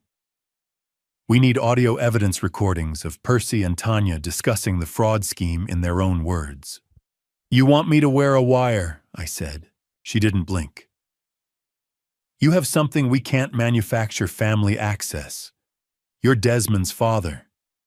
You can create a situation where Percy and Tanya feel safe enough to talk. One conversation where they explain how the money moves, how they're executing the scheme. That's what builds a federal case. I thought about Marcus's surveillance footage. Hours of meetings in parking lots and coffee shops, careful conversations in public spaces where Percy and Tanya never said anything actionable. They were too smart, too practiced. But in Desmond's living room, confronted by his father with evidence they couldn't deny, believing they still had control. When I asked, Catherine checked her phone. Property hearing is January 8th. After that, the $740,000 moves, and Percy disappears. We need to act before December if we want to coordinate properly. Set up the confrontation wire U for audio position backup units outside in case things escalate. 6 weeks. The investigation I'd been building for 2 months, all the careful documentation and surveillance, was about to collapse into a single recorded conversation. One chance to get Percy and Tanya on tape admitting to wire fraud conspiracy. What about Desmond? I said. When this goes federal, when you arrest them, he's going to know I was part of it. Catherine's expression didn't change. Your son is already a victim, Raymond, whether he knows it or not. Our job is to stop this before the money moves, and he loses everything his grandfather built. She was right, but that didn't make it easier. I thought about the notebook argument, the way Desmond had looked at me like I was violating his privacy by trying to protect him. How would he look at me when FBI agents arrested his wife in their living room while I stood there wearing a recording device? Colorado and Arizona victims, I said. What happened to them? Catherine closed the folders. George Castellano lost his house 8 months after his wife died. Couldn't keep up mortgage payments without the insurance money. Alan Navarro declared bankruptcy. Both men filed police reports, but local jurisdictions couldn't track Percy across state lines. That's why this is federal now. Interstate wire fraud falls under our jurisdiction. I imagined Desmond's face in those files. Another folder, another victim, another family destroyed by the man who'd smiled at me across the dinner table and called me sir. I'll do it, I said. Catherine pulled out a business card. I'll coordinate with Alvin on the technical setup. We need to stage the confrontation carefully, make it feel organic, like you discovered something that forced your hand. Percy needs to believe he can still manipulate the situation. She stood gathering the case files. One more thing. Once we move, this goes fast. Federal arrest warrant, asset freezing, media coverage. Your family situation becomes a matter of public record. Make sure you're ready for that. I watched her leave, thinking about the 3 folders on that table. 3 names, 3 schemes, 3 families destroyed. And now mine about to become either the 4th victim or the case that finally stopped him. I just had to stage a confrontation, record my family's destruction, and hope the FBI could build a prosecution before Percy disappeared again. Simple. Except nothing about this was simple anymore. I came home from the FBI field office needing something that reminded me why family mattered, before it became evidence logs and surveillance reports. Helen's anniversary was next week. 4 years since I'd lost her. Every year I found the same photo, Helen at Aurelia's first birthday in 2014, holding our granddaughter with that smile that meant everything was right. I opened the family cloud account on my laptop. Desmond and I shared it, years of photos organized by date. I scrolled toward 2014, the annual ritual of grief and memory. Then I saw a folder I didn't recognize. Aurelia's iPad auto-upload, created 3 months ago. Desmond must have set up automatic backup for her device. I clicked it, curious. Hundreds of videos. Thumbnails showed her bedroom homework assignments, online class recordings. Her documentary habit digitally preserved and automatically uploaded to family storage. I scrolled through titles. Math homework, September 23rd. Science project October 2nd. Book report October 9th. Then I saw October 15th. Online math class October 15th. 3 weeks ago, during my surveillance period. I clicked it without thinking grandfather curiosity about what she recorded. The video opened. Aurelia's iPad screen showed a math worksheet, her teacher explaining geometry over video call. Standard remote learning. But the iPad was propped on her desk, and through the doorway behind it, I could see the living room. Timestamp 0047. Tanya walked into frame in the background. Timestamp 0052. Percy followed. Aurelia's voice narrated, "So if angle A is 90 degrees, then angle B has to be." She was focused on homework, oblivious. Timestamp 0103. Tanya and Percy kissed. 12 seconds. Clear faces, unmistakable. October 15th, the day Desmond traveled to Pittsburgh. Tanya and Percy in my son's house thinking they were alone except for a 10-year-old doing homework 12 feet away. And Aurelia had captured it all. I replayed the video 3 times. The evidence was perfect. Timestamp proved the date. Faces clearly visible, no misidentification possible. The kiss was intimate, deliberate, destroying any business associate's claim. Metadata showed automatic upload from Aurelia's device at 8:47 p.m. minutes after homework ended. The FBI would accept this. Catherine Walsh could use it in federal court. Visual proof of the affair accidentally captured but admissible. Better than surveillance photos from coffee shop windows. Better than GPS logs. One 12-second video closing the documentation gap completely. 8 weeks of surveillance parking lot stakeouts, hiring Marcus tracking movements across Chicago, and the evidence had been sitting in my family cloud for 3 weeks. 87 seconds of footage containing 12 seconds of perfect proof. Before I explain what using that video would really mean for Aurelia, comment A, if I should use this evidence, or B, if I should protect my granddaughter, and add one short reason why in 5 to 10 words. A quick note, what follows includes fictionalized details to convey the emotional weight of this choice. The lesson is what matters most. I sat back understanding what I was looking at. If I gave this to the FBI, Aurelia became the witness. Not intentionally, she had no idea she'd recorded her mother's betrayal. But in federal court, when prosecutors played this video for the jury, when defense attorneys cross-examined the evidence chain, when journalists covered the case, Aurelia would know. Her iPad, her homework recording, her innocence weaponized, 10 years old. She'd been doing math problems while her mother destroyed her family 12 feet away. She hadn't meant to document anything. The auto-upload was Desmond's backup protection. But if I used this, Aurelia would spend her life knowing she exposed her mother. Not because she was suspicious or trying to catch anyone. Because she'd been a good student doing homework while her iPad passively recorded the background. The trauma was predictable. Defense attorneys would ask, "This came from your granddaughter's device. Did she know she was recording? Was she positioned to deliberately capture this?" Even if Aurelia never testified, even if her name stayed sealed, she would know. Her classmates would eventually know. The 10-year-old who accidentally sent her mother to federal prison. That knowledge would follow her forever. Every time she picked up a recording device. Every time someone mentioned her mother's case. Every time she wondered if she could have done something different. I'd seen it in my PI years, child witnesses in custody cases, abuse investigations, fraud prosecutions. The guilt they carried wasn't logical. They'd done nothing wrong.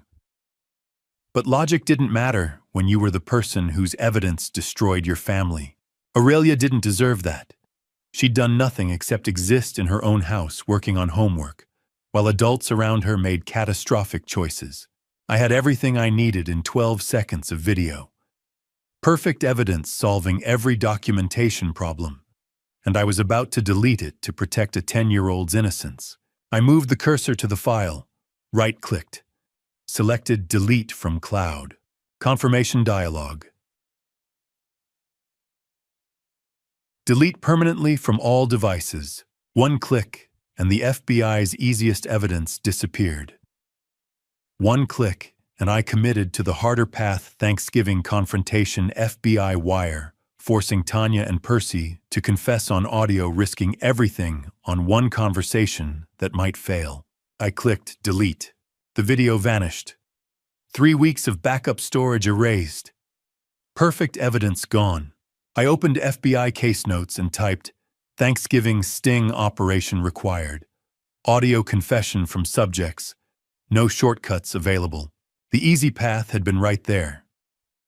Show the video close, documentation, give Catherine Walsh everything she needed. Instead, confrontation with recording device engineering, a situation where Percy and Tanya felt safe explaining their fraud scheme, capturing conspiracy on FBI audio. The hard way. The dangerous way. The only way that let my granddaughter stay innocent. I closed the laptop and sat in darkness thinking about Helen. What would she say about deleting evidence to protect Aurelia? Probably something about grandfathers making sacrifices grandchildren never know about. Better I carry the burden of a difficult investigation than Aurelia carry the burden of destroying her mother. Now I just had to plan the trap with Alvin and figure out how to make Thanksgiving dinner the setting for a federal wire fraud sting. 3 hours after I deleted the video, I was still staring at my closed laptop like it might resurrect what I'd erased. The math was brutal. Video evidence 100% conviction rate in wire fraud cases with electronic proof. Live sting operations 60% success rate when the target is sophisticated. I was the client who'd just chosen the 60%. I opened the laptop again, checked the trash folder. Empty, secure deletion. The video was gone. Tanya and Percy kissing at timestamp 0103 on October 15th, while Aurelia did homework 12 feet away. Perfect evidence. Erased. If I'd kept it, the FBI could have arrested Percy within 48 hours. Divorce court would have awarded everything to Desmond. Case closed.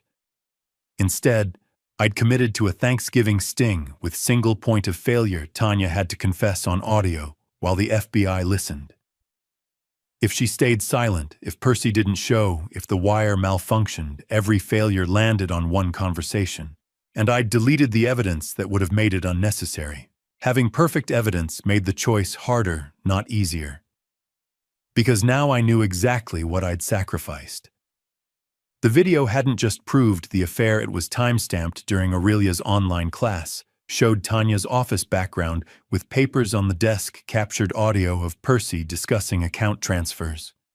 Case-closing evidence that would have made the FBI's job effortless. Deleting it meant accepting responsibility for every risk that followed. I walked to the bookshelf and picked up Aurelia's photo from last Christmas. Reindeer sweater, gap-toothed smile.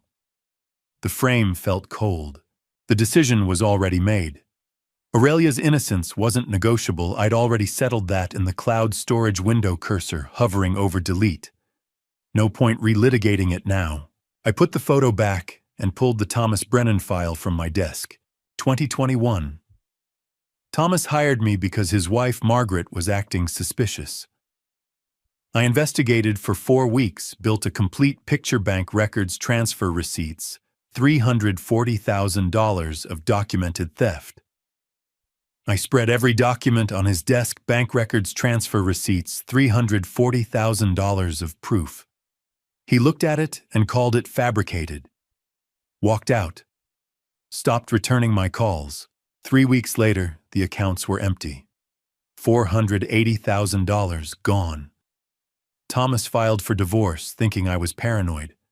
When he learned I'd been right, he never spoke to me again. Blamed me for knowing and not stopping it. I realized I'd been standing in the dark apartment for 40 minutes.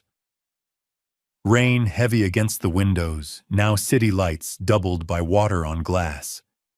Two versions of the same view. Like two versions of the same choice, use video, protect Aurelia. I couldn't have both. The Brennan case taught me you can't save someone by being vague. Desmond wouldn't believe, I think Tanya's stealing.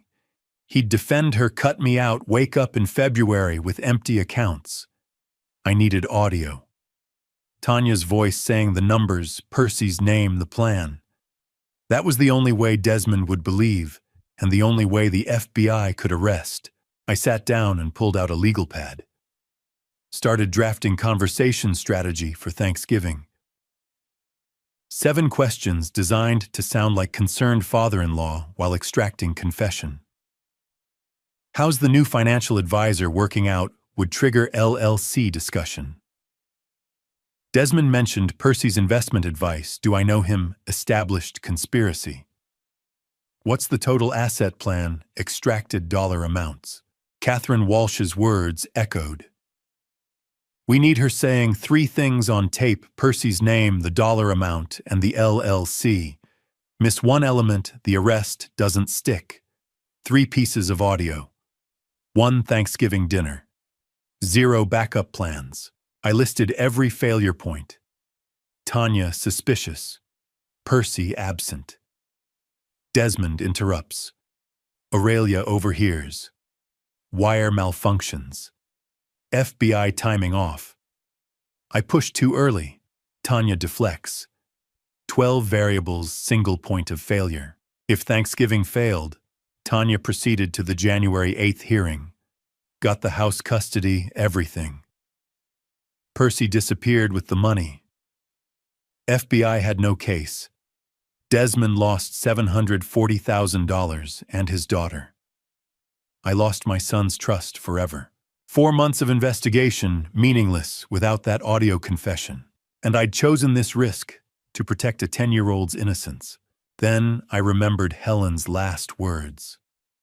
4 years ago, hospital room 2 days before she died. She squeezed my hand. Don't let the job make you forget people aren't cases. She worried I'd investigate my way out of human connection, solve problems by gathering evidence instead of caring about damage. Ironic. Now I was choosing human connection over investigative certainty, protecting Aurelia instead of guaranteeing justice.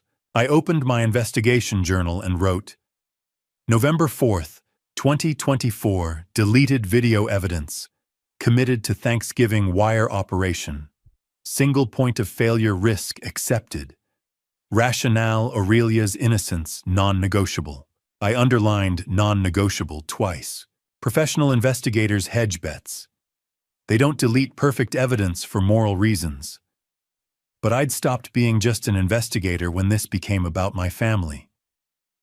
Now I was a grandfather, choosing which risk felt like living with myself, certainty of hurting Aurelia or risk of total failure. I'd take the failure risk. Some things mattered more than winning. I checked the laptop time, 11:47 p.m. In 7 hours, I'd call Alvin to finalize sting logistics. No turning back after that. I pulled out my phone and typed, need to meet tomorrow morning. Have to finalize Thanksgiving approach. Also need to tell you why I erased the best evidence we had. I stared at that last sentence for 30 seconds. Once I hit send, once Alvin knew I'd deleted the video, the operation became real, became witnessed, became a commitment I couldn't back away from. I hit send. 3 dots appeared immediately. Alvin was awake. His reply, my office 7 a.m. Bring your question list. I also sent a quick text to Marcus Drummond, operation moving to FBI direct. Your work is done clean, exit send final invoice. He replied in under a minute. Understood. Evidence chain intact. Good luck. That was the last I heard from him.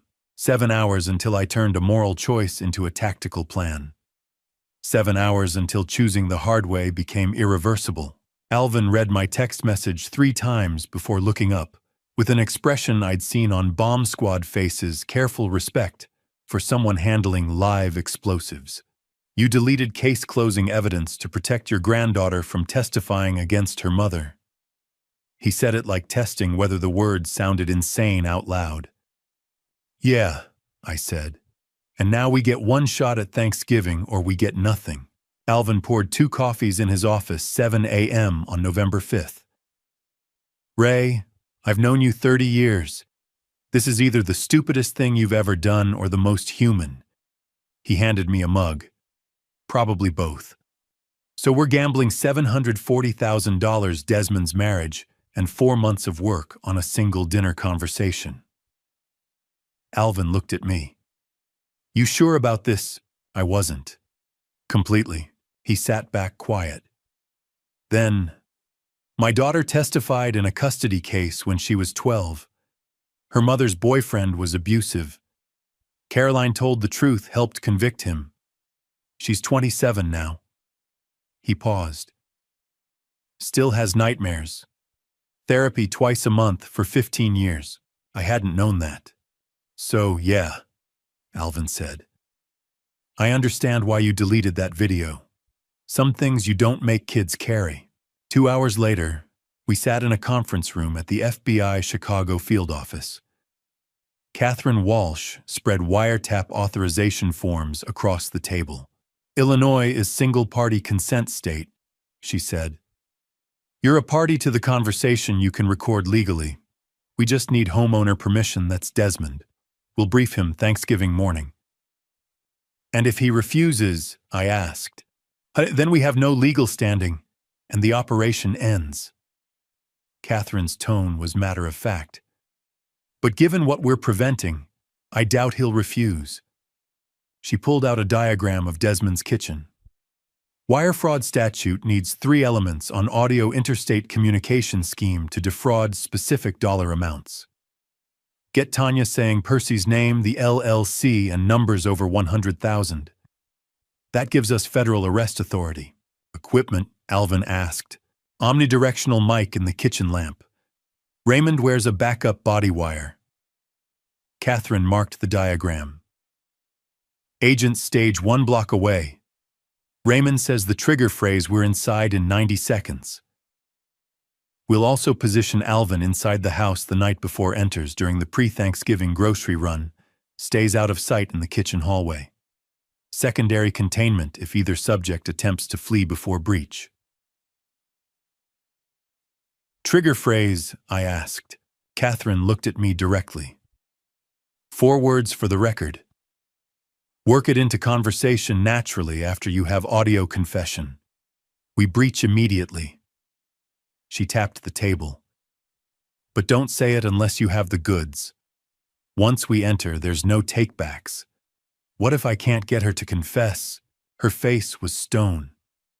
Then you eat Thanksgiving dinner, we pack up, and January 8th she takes everything in property court. 1 shot, no replays. Planning a Thanksgiving sting felt like writing a play where the audience is armed, the actors don't know they're performing, and the curtain call is an arrest warrant. The phrase gives you control. Catherine continued. If it's going bad, if Aurelia's getting traumatized, if you can't do this, don't say it. We'll never know. But once you say those 4 words, 20 agents hit that house in under 2 minutes. The weight settled. 4 words between family dinner and federal raid. Walk me through failure scenarios, I said. Percy doesn't show. Catherine answered her own question. Then we have half a conspiracy and no interstate fraud proof. We need both of them on audio. Alvin leaned forward. What if Tanya doesn't talk, deflects every question? Then Raymond has dinner with his family and we have no case. Catherine said. That's the risk. Wire malfunction, I asked. We used 2 systems, lamp mic and body wire. Odds of both failing less than 1%. Odds of you not getting confession much higher. Technology isn't the variable, you are. I pulled out my question list, 7 sentences drafted at midnight. Catherine read through them. Don't ask yes or no questions. Open-ended only. Not, "Are you working with Percy?" but "How long have you and Percy been planning the LLC structure?" Assumes facts, forces details. Alvin circled question 4. This one. What's the total liquidation target? Sounds like investigator speak. Try, how much are you two looking to clear once everything's liquidated? Same intel, casual curiosity. Catherine added margin notes. Remember, you're not interrogating a suspect. You're a father-in-law who figured out the truth and wants to hear it directly. Hurt, disappointed, not aggressive. That's how people confess when they think explaining will fix it. I looked at my question list, 7 innocent sentences designed to destroy my daughter-in-law's freedom, and felt the weight of what I'd become, a grandfather weaponizing turkey dinner. Start neutral, escalate gradually, Catherine instructed. Make Tanya think she's won before revealing you know everything. That's when she'll justify it, and justification is confession. We spent another hour refining the questions, which got dollar amounts, which extracted LLC details, which forced Percy's role into the open. By the end, my 7 questions hit every legal requirement Catherine needed. Timeline, Catherine said. Thanksgiving is November 28th, 23 days. We install the lamp mic November 27th while your family shops. You get fitted for body wire November 26th. Desmond gets briefed. Thanksgiving morning at 8 a.m., 1 hour before guests arrive. No communication with Tanya or Percy until then, Alvin asked. Normal family contact only, Catherine confirmed. Nothing suggesting investigation. Raymond, you're still the grandfather who showed up at that first dinner. The meeting ended at 11. Catherine stood and extended her hand. 23 days, Ray. Memorize those questions until they sound like you, not a script. On Thanksgiving, you're not an investigator, you're a grandfather protecting his family. Walking to the parking lot, Alvin asked, You really think you can sit across from Tanya, smile past the stuffing, and interrogate her into confessing? I unlocked my car. No. But I'm going to anyway. He drove off. I sat in the driver's seat holding my refined question list. 23 days marked on the calendar. The operation was locked wire in the lamp agents 1 block away, trigger phrase memorized, no backup plan. One conversation determined everything. Desmond's assets. Aurelia's future. 4 months of investigation. And only I could say the 4 words that made it real. The trigger phrase gave me absolute power. I controlled when the FBI entered, could abort mid-conversation if protecting Aurelia required it. But it also meant total responsibility for success or failure rested on my performance alone. 4 words, for the record. 23 days until I had to decide whether to say them. I started the car thinking about Helen. She used to say Thanksgiving was about gratitude. This year it would be about betrayal with a side of cranberry sauce. The body wire itched against my ribs as I stood on Desmond's porch at 8 a.m. Thanksgiving morning, rehearsing how to tell my son I was about to destroy his marriage before the turkey was carved. He answered on the second knock, still in pajamas. You're early. We need to talk before anyone else arrives. I stepped inside. Kitchen. Desmond followed, confused. I closed the door and pulled out the folder, surveillance photos, LLC documents, Percy's identity records. Tanya filed for divorce 6 weeks ago. You don't know because she's hiding it until the property hearing in January. By then, she and her ex-husband Percy plan to liquidate everything you own. I watched my son's face collapse. He sat down hard at the kitchen table. Percy Holbrook is her ex-husband. The guy helping with our finances is her ex. His voice cracked. They're stealing from us. To Delaware LLC registered in April. They're targeting your assets and mine, $740,000 total. I spread the documents. FBI is listening today. I'm wearing a wire. If I get Tanya to confess on audio, agents arrest them both during dessert. If I don't, she takes everything in 6 weeks. Desmond stared at the photos. Tanya entering Percy's building on North Dayton Wednesday, Friday, Monday. Timestamps, durations, patterns. 37 documented visits while he traveled for work. I need you to trust me and act normal for the next 8 hours, I said. He looked up, eyes red. Aurelia's going to see her mother arrested at Thanksgiving. His hands shook. How is that protecting her? I met his eyes. Because the alternative is, she watches you lose custody in January and wonders why Grandpa didn't stop it when he could. Desmond stood, walked to the window, stared at nothing. I knew something was wrong. The way she looked at her phone, the new clothes, the late meetings. He turned back. I thought I was paranoid. Turns out I wasn't paranoid enough. The entry twist hit me. He'd been carrying suspicion alone while I'd been gathering proof. Both of us circling the same truth from different angles. Can you do this? I asked. Sit through dinner, smile at her pass. The potatoes pretend everything's normal while your father interrogates your wife into confessing. Desmond wiped his eyes. Do I have a choice? You always have a choice. He stood straighter. Then I choose to save what's mine. 2 hours later, Tanya arrived with grocery bags, kissed Desmond, oblivious to the morning's revelation. Happy Thanksgiving, Dad. She hugged me, handed me pie. Thanks for coming early. Desmond's been weird all morning. Can you cheer him up? I smiled over her shoulder at my son. I'll do my best. Aurelia bounded in, wearing a construction paper pilgrim hat from school. Grandpa. She hugged me hard. I felt the wire press against my chest, FBI listening to every word. I made you a place card, you're sitting next to me. She showed me a turkey she'd colored.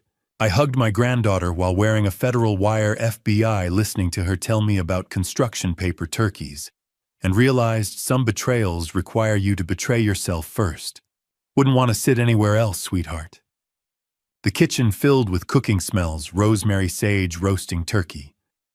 Tanya hummed while stirring gravy, the picture of domestic contentment. Oh, I invited Percy Holbrook, you know, our financial advisor. He's alone for the holiday. Hope that's okay.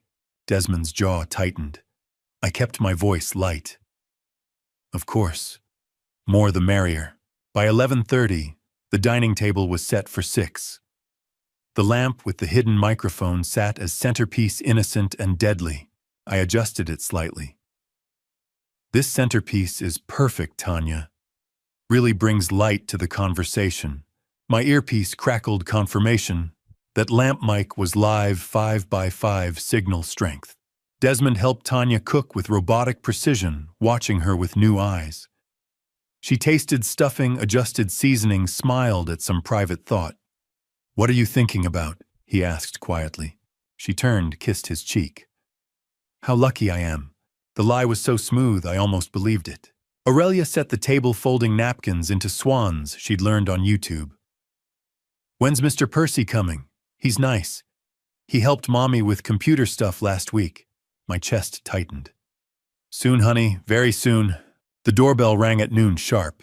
Percy arrived with expensive wine, kissed Tanya's cheek, half-second too long, shook my hand with the confident grip of a man who thought he was winning. Brought your favorite Pinot. He handed the bottle to Tanya, hand lingering on hers. Figured we're celebrating.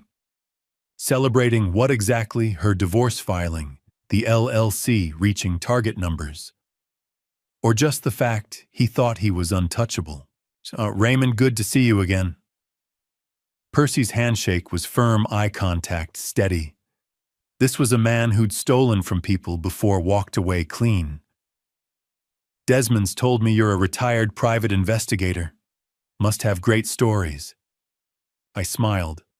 1 or 2. How do you carve a turkey when your hands are shaking from the wire taped to your ribs and the knowledge that dessert comes with handcuffs?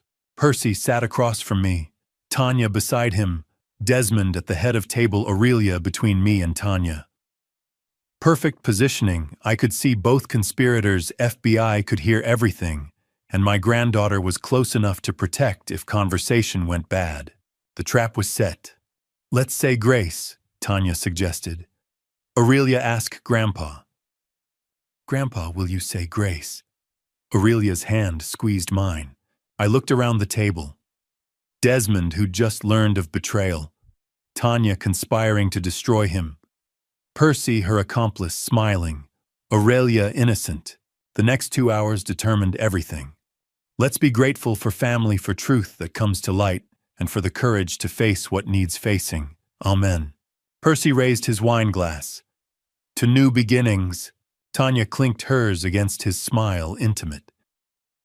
Desmond lifted his glass with mechanical precision. I touched mine to Aurelia's cider. To truth, I said quietly. My earpiece crackled. All units positioned. Audio clear. Green light for operation. Your show, Raymond. I reached for the stuffing and started passing dishes. Percy leaned back in his chair, relaxed, confident. Instead of a nervous target, he was a predator at ease, no fear to exploit, no anxiety to leverage. He thought he controlled this table, thought his charm and Tanya's planning had already won. That confidence would make extracting confession harder. But it also meant he'd talk freely, thinking he was safe. So, Percy, I said, keeping my tone conversational, as I passed him mashed potatoes. Tanya mentioned you've been helping with financial planning. How's that going? He smiled across the table at me, and I began the longest conversation of my life. Percy answered my financial planning question with practiced ease. Going great, actually. Tanya's been very organized about documentation. His tone was casual, but the first suspicious gesture happened during the stuffing pass.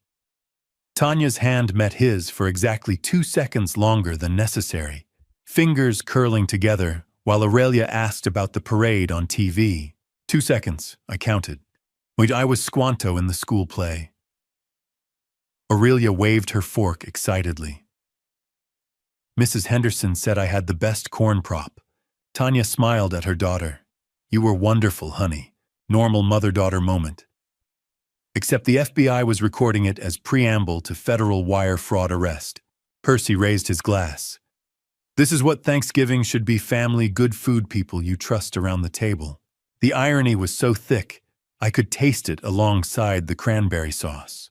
Desmond passed gravy with shaking hands. More potatoes, Dad. His eyes met mine's silent question about when this nightmare would begin. I shook my head slightly. Not yet. Not while Aurelia's here. I cataloged behavioral evidence while eating. Percy mentioned timing the portfolio transition while looking at Tanya. She responded, early January works perfectly. Then caught Desmond's confused look. For tax purposes, she added quickly. Percy's been advising on year-end strategy. The lie was seamless. They'd rehearsed this. Second eye contact happened over the turkey platter, lasting exactly 2 seconds. I counted again. Tanya's slight smile, Percy's micro nod. Communication at a frequency only they understood. 30 years of investigations taught me people who coordinate that precisely have practiced extensively. When Tanya reached for the wine bottle, Percy lifted it simultaneously, synchronized movement of people who know each other's rhythms intimately. Desmond saw it too. His fork stopped halfway to his mouth before he forced himself to keep eating. Their body language mirrored each other. Synchronized sips. Identical fork angles. Unconscious couple tells that decades of marriage usually produce, except these two had been divorced since 2016 and reunited for fraud in 2024. They'd rehearsed this entire dinner scenario, anticipated questions, prepared responses, coordinated their performance down to the micro gestures. That made them more dangerous than I'd expected, and more likely to walk confidently into confession. I'm making a video diary for social studies, Aurelia explained between bites. Recording family stuff, already have 43 videos. My chest tightened, remembering the October 15th footage I deleted forever. Tanya's face flickered. Did she know what her daughter had accidentally captured? "Mr. Percy, do you have kids?" Aurelia asked. He smiled smoothly. "Not yet. But I love kids. Your mom talks about you constantly." The familiarity in his tone, "your mom," suggested hours of intimate conversation. Desmond's jaw clenched. I watched my granddaughter describe her video diary project while wearing a federal wire to record her mother's confession, and wondered if protecting innocence always requires this much betrayal. Aurelia showed Percy her construction paper turkey. "This feather is for being thankful for family." Percy examined it seriously. "Family is everything. The people you trust most." He looked at Tanya. I felt Desmond's fury radiating beside me. Percy shifted into financial territory, testing waters. Desmond, the Delaware structure. Tanya and I discussed timelines, still tracking for Q1 transition, right? His tone was casual, but his eyes watched for reaction. Desmond froze. I jumped in smoothly. "Delaware's tax efficient. Smart planning. Gave Percy rope to hang himself." Tanya added, "The house equity piece restructures beautifully with the business sale proceeds and savings consolidation. We're looking at $740,000 total optimization." She just confessed the exact target number on an FBI wire while thinking she was discussing legitimate planning. My earpiece crackled confirmation that the Bureau captured it. Percy warmed to the subject, confidence building. "Beneficial ownership through LLC provides flexibility, especially when primary account holders don't need to know operational details until execution."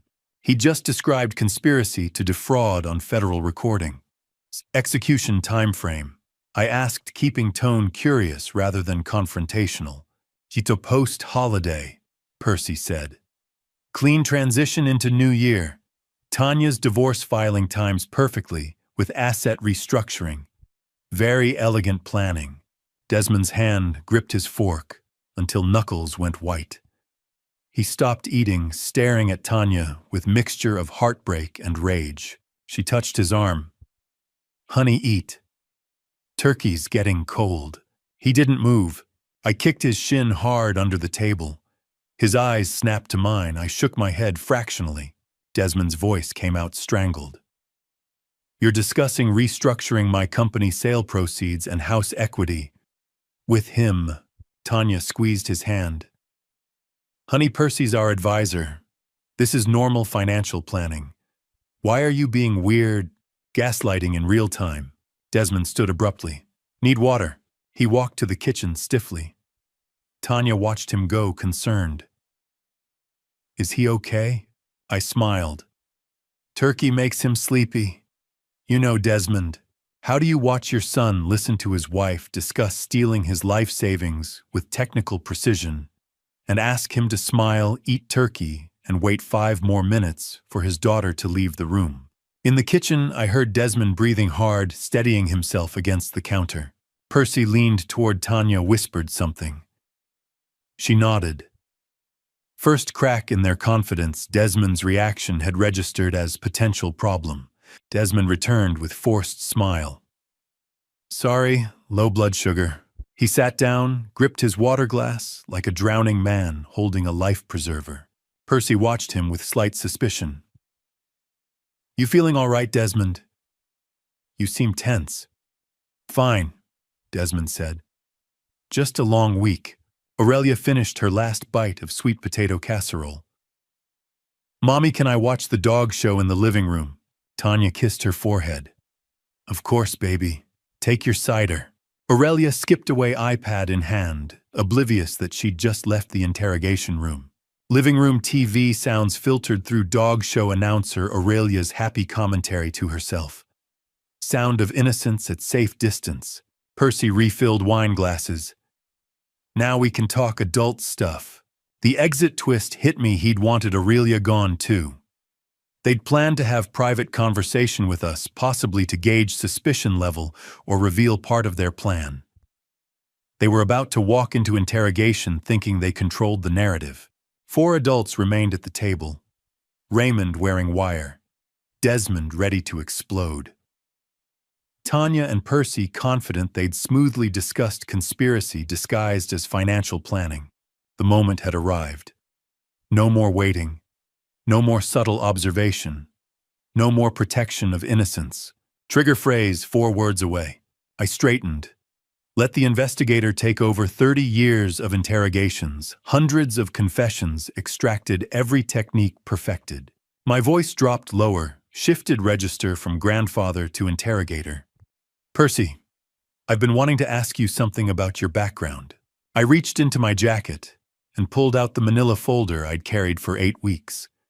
Placed it on the table between the cranberry sauce and my daughter-in-law's lies, and watched Tanya's face realize Thanksgiving was over. I removed 3 items methodically. First, my spiral PI notebook opened to the first page. August 15th, 2024. First dinner observation. Subject exhibits intimate familiarity with family financial advisor. Investigate further. Second, identity documents. Showing birth name Percy Reyes, Denver, address marriage certificate to Tanya Caldwell, dated March 2014, divorce decree, January 2016. Third, Delaware LLC registration for Caldwell Capital Management, filed April 12, 2024, listing Tanya Whitaker and Percy Reyes as officers with my handwritten annotations, showing asset targets totaling $740,000. Each document landed with the sound of a door closing. Percy stared at his real name on the marriage certificate. Tanya's wine glass stopped halfway to her lips, frozen. Desmond looked at the documents, then at his wife, then at Percy. Percy Reyes. His voice cracked. You were married to him. 8 weeks, I said quietly. 3 surveillance operations, 47 photographs, 2 private investigators, 1 FBI interstate fraud investigation, and 1 Thanksgiving dinner where you tell the truth on record. The silence that followed felt like falling. From the living room, Aurelia's voice drifted through. That poodle's so fluffy, dog show audio continuing innocence at safe distance while adult lives collapsed at the table. Percy's hand twitched toward his car keys on the counter. His confident facade crumbled. I should go, he said. I shook my head. FBI's 1 block away. You leave this table, you're arrested in the driveway. Stay. Talk. This is the only conversation that determines whether you see a lawyer tonight or a jail cell. Tanya picked up the LLC documents with shaking hands. Her face cycled through shock, calculation, fury. Then she asked the question that told me everything. How long have you known? Not denial. Not, this is a misunderstanding. Not even, I can explain. Just how long was I watching before she noticed professional fraudster mindset, calculating damage, not caught spouse proclaiming innocence? Long enough, I said. Answer my questions and maybe FBI goes easy. Lie and agents enter in 90 seconds. Desmond's voice was hollow. You were married to him. You brought your ex-husband into our house, our finances, our daughter's life, and you were planning. He couldn't finish. Tanya met his eyes. Desmond, let me explain. Then explain, he said. On record. For everyone listening. I shifted into interrogation mode, each question designed to extract specific elements the FBI needed. Tanya, did you register Caldwell Capital Management, LLC in Delaware on April 12, 2024, listing Percy Reyes as CFO? Silence. Answer yes or no for the recording. Her eyes widened, recording. The reality settled. Yes, she whispered. First confession captured. Percy Reyes, that is your legal name, correct? And you were married to Tanya from 2014 to 2016 in Denver, Colorado. Percy's jaw clenched. You're recording this. Yes. Answer the question. Long pause. That's correct. Second confession.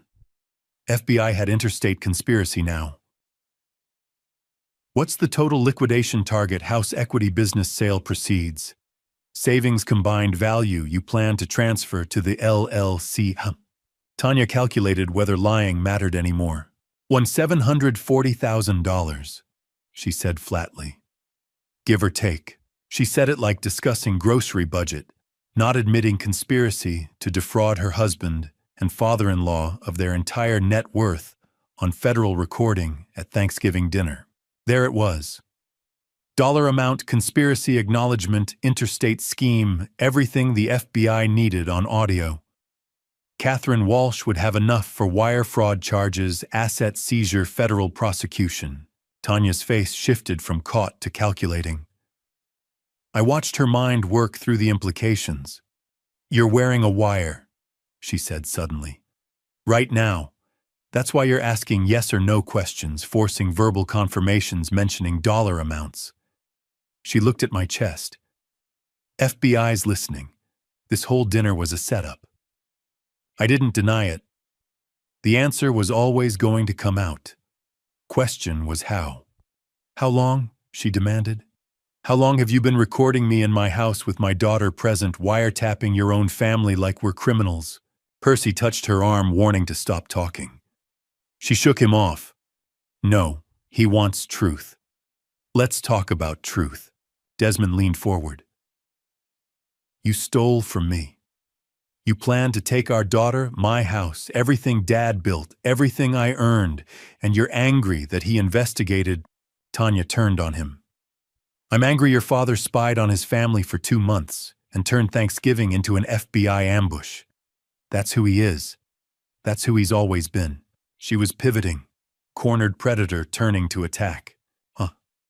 This is what you do, Raymond. Her voice shook with manufactured hurt. You spy, you invade privacy. You can't trust people, so you follow them, record them, treat everyone like suspects. Your own family. I made mistakes, but you turned our home into a surveillance operation. What kind of person does that? The kind who stops fraud, I said. No. She stood now, voice rising. Desmond, your father has been stalking me for 8 weeks. Photographing me, tracking my movements, recording conversations, hiring other investigators to follow me. This is the man who raised you. The man who taught you family means suspicion. Love means investigation. Trust means verify. She was good, almost believed it herself. You know what this is called? Invasion of privacy. Harassment. Probably illegal wiretapping. You might have evidence, Raymond, but you got it by becoming the thing you always were, a man who can't stop prying into other people's lives, even when those people are your son's wife, your granddaughter's mother. Tanya looked directly at me and said, You couldn't help yourself. And she was right. I couldn't stop investigating even when investigation meant wiretapping my son's wife at family dinner. That's the real crime here, she continued. You couldn't help yourself. You never can. You pried into Desmond's life when he was a teenager, and now you're doing it to his wife. You chose your profession over your family again. That's what you always do. The shame weapon landed. I felt it, because she was partially right. I had surveilled my family. I had turned Thanksgiving into an FBI sting. I had chosen investigation over trust, evidence over relationship. Desmond looked at me, and I saw the question in his eyes. Did protecting us require destroying trust this way? The trigger phrase was 4 words away. For the record, would bring 20 agents through that door in 90 seconds, end this with arrests, validate every choice I'd made. But Tanya had just reframed me as the villain. And those 4 words felt suddenly much harder to say. Tanya turned from me to Desmond with tears in her eyes, real or performed, I couldn't tell anymore, and said the words designed to make him choose her over evidence. Your father is sick, and he's trying to destroy our family, because he can't help himself. She reached for Desmond's hand across the table. Desmond, I made mistakes. Maybe I got too close to Percy. Maybe the LLC structure was wrong, but your father turned our marriage into a surveillance operation. He followed me, photographed me, recorded me, for 8 weeks. Is that love, or is that the man who couldn't stop investigating you when you were 16? Percy leaned forward, reinforcing. Think about it, Desmond. Your father wiretapped Thanksgiving dinner, with your daughter in the next room. What kind of person does that to family? Whatever we did wrong, we're not the ones who violated every boundary that makes a family trust each other. Tanya's voice broke. I love you. I know I hurt you. But please don't let your father's obsession destroy what we built. He won't stop. He never stops. That's who he is, an investigator who sees everyone as suspects, even the people who love you. She squeezed his hand. Even me. The shame weapon was fully deployed. Everything rested on Desmond's choice. Desmond stood slowly, pushed his chair back. Didn't speak. Long silence. He looked at Tanya, at Percy, at the evidence spread across the table, at me. Tanya's face showed hope. She thought she'd won. I thought she had too. 30 seconds passed. Longest of my life. FBI listening through the wire, waiting. From the living room, Aurelia laughed at something on the dog show, normal childhood sound backdrop for family implosion. 8 weeks, Desmond said finally. Just those 2 words. Pause. Dad watched you for 8 weeks. Another pause. Tanya nodded eagerly. Yes. Invasive, wrong, sick. Desmond's face was unreadable. Then he turned to Tanya with devastating calm. When 8 weeks means you knew he was watching. I didn't know about the affair. But I knew something was wrong with those LLC papers you had me sign in September, signature pages, without full contract, rushed explanations. His voice stayed eerily steady. I've been waiting for Dad to tell me what it was. Tanya's face collapsed. Desmond, I can explain. He held up his hand. You had me sign papers giving someone access to the house equity. The business precedes the savings. $740,000. Dad just confirmed the numbers? You were going to take everything, including Aurelia, and disappear to Delaware with your ex-husband, while I wondered what happened. Desmond turned to me. I didn't want to believe it, but I trusted you'd only investigate if something was really wrong. You taught me that investigators don't waste time on innocent people. So I waited, and you were right. My son said, I trusted you'd only investigate if something was really wrong, and 30 years of being called invasive, paranoid, obsessive collapsed into 8 words of vindication I didn't know I needed. He looked at Tanya. He was right about everything, wasn't he? She didn't answer. I looked at Tanya and Percy, at the evidence on the table, at my son standing beside me. The moment had arrived. Confession recorded. Son's trust secured. Evidence complete. I said 4 words I'd been carrying for 3 weeks. For the record, my voice steady, clear, final. Tanya's face went white. No. No, you didn't. She understood. Entire dinner was a sting. Confession recorded. FBI listening. She looked at the lamp at my chest where the wire pressed against my ribs. You recorded everything. The whole dinner. The confessions. Everything. Not a question, realization. Percy pushed back from the table fast. I'm leaving. He stood. I shook my head. 90 seconds. They're already moving. Distant sound of vehicles approaching, barely audible, but there. Percy heard it too, froze. You had this planned from the beginning. The questions, the evidence, the dinner, all of it was FBI operation. I nodded.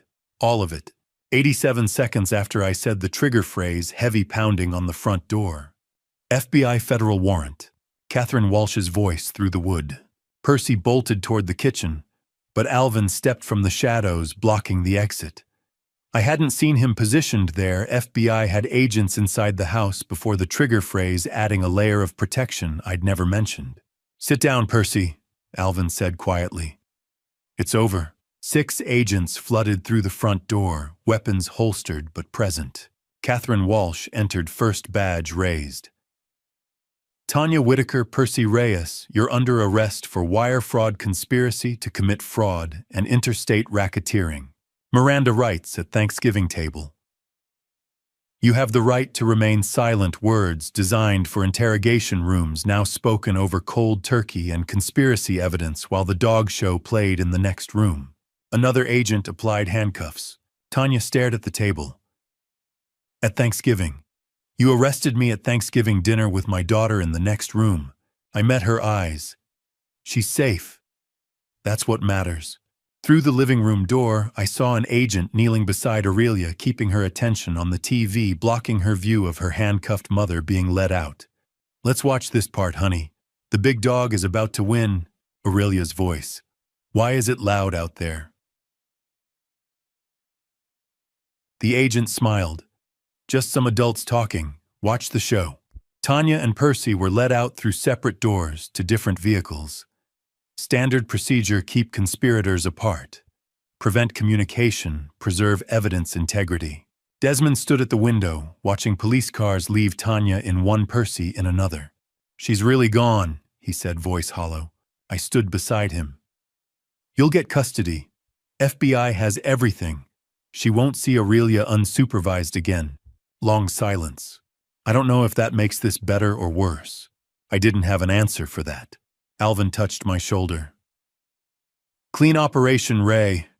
Recording solid confession, dollar amounts, conspiracy acknowledgement. Federal prosecutors going to love this."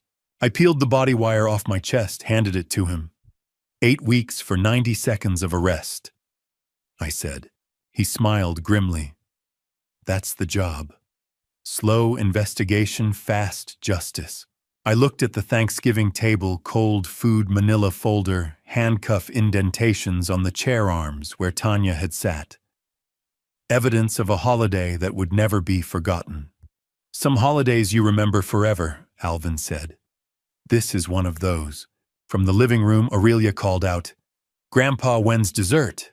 I looked at Desmond. He looked at me. Neither of us knew how to answer, because the hardest part wasn't catching the criminals, or extracting the confession, or coordinating the arrest. The hardest part was walking into that living room and figuring out what to tell a 10-year-old about why mommy wasn't coming back to the table. 3 days after I arrested my daughter-in-law at Thanksgiving dinner, I sat in an FBI conference room, learning she'd face 12 years in federal prison, and felt nothing resembling victory. Catherine Walsh spread case files across the table. Alvin sat beside me, notepad open but untouched. Wire fraud under 18 U.S.C. Section 1343, conspiracy to commit fraud, identity theft, federal charges across 3 states, Catherine said. "Your Thanksgiving recording gave us everything: verbal admission of scheme, dollar amounts, interstate LLC structure, fake identity confirmation. Prosecutors are calling it the cleanest fraud case they've seen in 5 years. I nodded mechanically. Clean case. Textbook investigation. Words that should have felt like achievement. Tanya Whitaker and Percy Reyes were arraigned this morning, December 1st. Both held without bail. Delaware accounts prove flight risk. Multi-state pattern shows sophistication. They're not getting out until trial. Alvin leaned forward. Sentencing projections. Catherine pulled out another document. Federal wire fraud carries 20-year maximum. With conspiracy enhancements and multi-state pattern guidelines, put Tanya at 8 to 12 years as mastermind, Percy at 6 to 10 as accomplice with priors. They're both looking at significant time. 8 to 12 years. Tanya's the architect. Prosecutorial consensus, Catherine continued. She recruited Percy, created the Delaware LLC using her maiden name, Caldwell engineered Desmond's trust for account access, planned the January property hearing to extract custody and assets simultaneously. Fraud amount over 500,000 triggers enhanced sentencing. 8 years, minimum 12, likely with conspiracy charges. She showed me a sentencing worksheet with numbers that looked clinical until I did the math. Federal time means 85% served no parole, no early release. Catherine's voice stayed professional. Aurelia's 10 now. If Tanya gets 10 years at 85% service rate, she's inside for 8.5 years minimum. Her daughter will be 18-19 when she's released. Aurelia grows up without her mother. Misses middle school, high school graduation, college move-in. All the moments Tanya won't see because she chose money over being present for her daughter's childhood. That's not justice, I said. That's just loss. Catherine nodded. Yeah, but it's lawful loss. There's a difference. She pulled out more files. Percy Reyes has a pattern dating back 5 years. Colorado, 280,000 stolen from 3 women 2017 through 2018. Arizona, 310,000 from 2 victims 2019 through 2020. Same playbook every time. Romance financial advisor cover LLC structures disappears when accounts empty. 7 victims total before Tanya, 7 women. Catherine showed me photos of Percy's prior victims.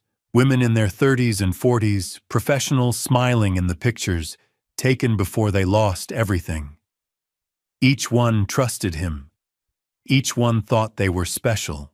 I realized Desmond wasn't special. He was just next in line, which somehow made protecting him feel both more necessary and more impersonal.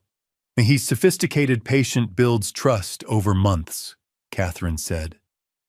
Your Thanksgiving audio is the first time we've had him on recording admitting to a scheme. That confession closes cases in 3 states. Colorado and Arizona prosecutors are thrilled. Alvin looked at the photos. He's serial. This wasn't about Tanya. She was just another Mark who happened to have a convenient ex-husband willing to partner up. But that wasn't quite right either. The entry twist hit me as I looked at the files. No, I said. Tanya wasn't a victim he recruited. She was a potential victim who chose to become an accomplice instead. Percy approached her the same way he approached the others' romance financial advice access to money. But Tanya recognized the pattern because she'd been married to him. She knew what he was. And instead of walking away, she offered him a bigger target, Desmond and me. She weaponized their prior marriage instead of being victimized by it. Catherine nodded slowly. That's why she's facing longer sentencing. She had knowledge and chose conspiracy. That's worse than being deceived. But we stopped him, Alvin said. Your investigation stopped number 8. We stopped him. I repeated, wanting the words to feel like something other than hollow. Catherine pulled out financial documents. Delaware authorities froze Caldwell Capital Management LLC accounts November 29th, day after arrest. Recovered $180,000 already transferred from preliminary transactions. Prevents them accessing funds from jail. She continued through the asset protection results. House remains in Desmond's name, divorce filing invalidated due to fraud. Company sale proceeds, secured savings accounts frozen pending criminal restitution. All targeted assets protected. Your son keeps everything. The divorce filing, I asked. Dismissed with prejudice. Can't proceed with divorce, you filed under fraudulent pretenses to hide asset theft. Tanya doesn't get custody hearing, doesn't get property settlement, doesn't get anything. Desmond files for divorce now if he wants, but he controls the timeline and terms. Alvin leaned back, looking at me. So, your 8-week investigation saved $740,000, prevented custody loss, stopped a serial fraudster, closed multi-state cases, and delivered 2 federal arrests with guaranteed convictions. By any investigative metric, this is a perfect case. He paused. So why do you look like you lost? The question hung in the air. Desmond hasn't called me since the arrest, I said finally. 3 days, no calls, no texts. Aurelia cries every night asking when mommy's coming home, and Desmond has to explain federal prison to a 10-year-old because of evidence I collected. What's the value of saving someone's financial future if the method destroys your relationship with them? Is $740,000 worth a son who won't return your calls? I saved the money and lost my son's trust. I continued. That doesn't feel like victory. Alvin was quiet for a moment. You think Thomas Brennan wishes you'd been more invasive in 2021? You think he'd trade privacy for the $480,000 his wife stole while you backed off to be polite? Justice isn't comfortable, Ray. It's just necessary. You chose necessary over comfortable. That's the job. Catherine added. 8 years from now, Desmond will have raised his daughter, kept his assets, built a new life. Tanya won't have destroyed him. That's because you wore a wire to Thanksgiving dinner and made the hard choice. He'll understand eventually. They always do. I nodded, wanting to believe her. And if he doesn't, Alvin met my eyes. Then you saved him anyway. That's what fathers do. The words reframed everything. I stopped being an investigator months ago and became a father protecting his son from a distance only surveillance allows, which Desmond may never forgive. But Alvin was right. That's what fathers do.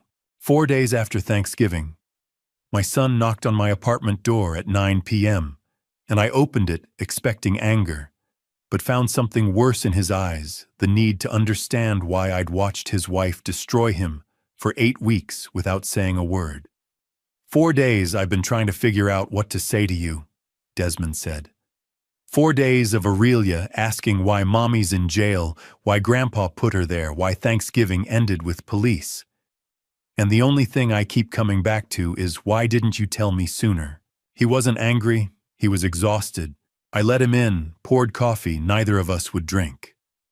You want to know why I investigated for 8 weeks instead of warning you after week 1? He nodded. Why the silence? Because I was terrified of losing you. The entry twist settled between us. He'd come not to confront me about surveillance being wrong, but to understand why isolation had been necessary. He'd already processed the betrayal. Now he needed to comprehend the burden.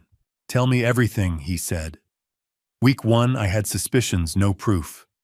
If I'd said, I think Tanya's cheating, what would you have done? Desmond was quiet. Defended her. Told you to stop being paranoid. Maybe cut you off. I nodded. Exactly. She'd have known I was watching, covered her tracks, accelerated the timeline.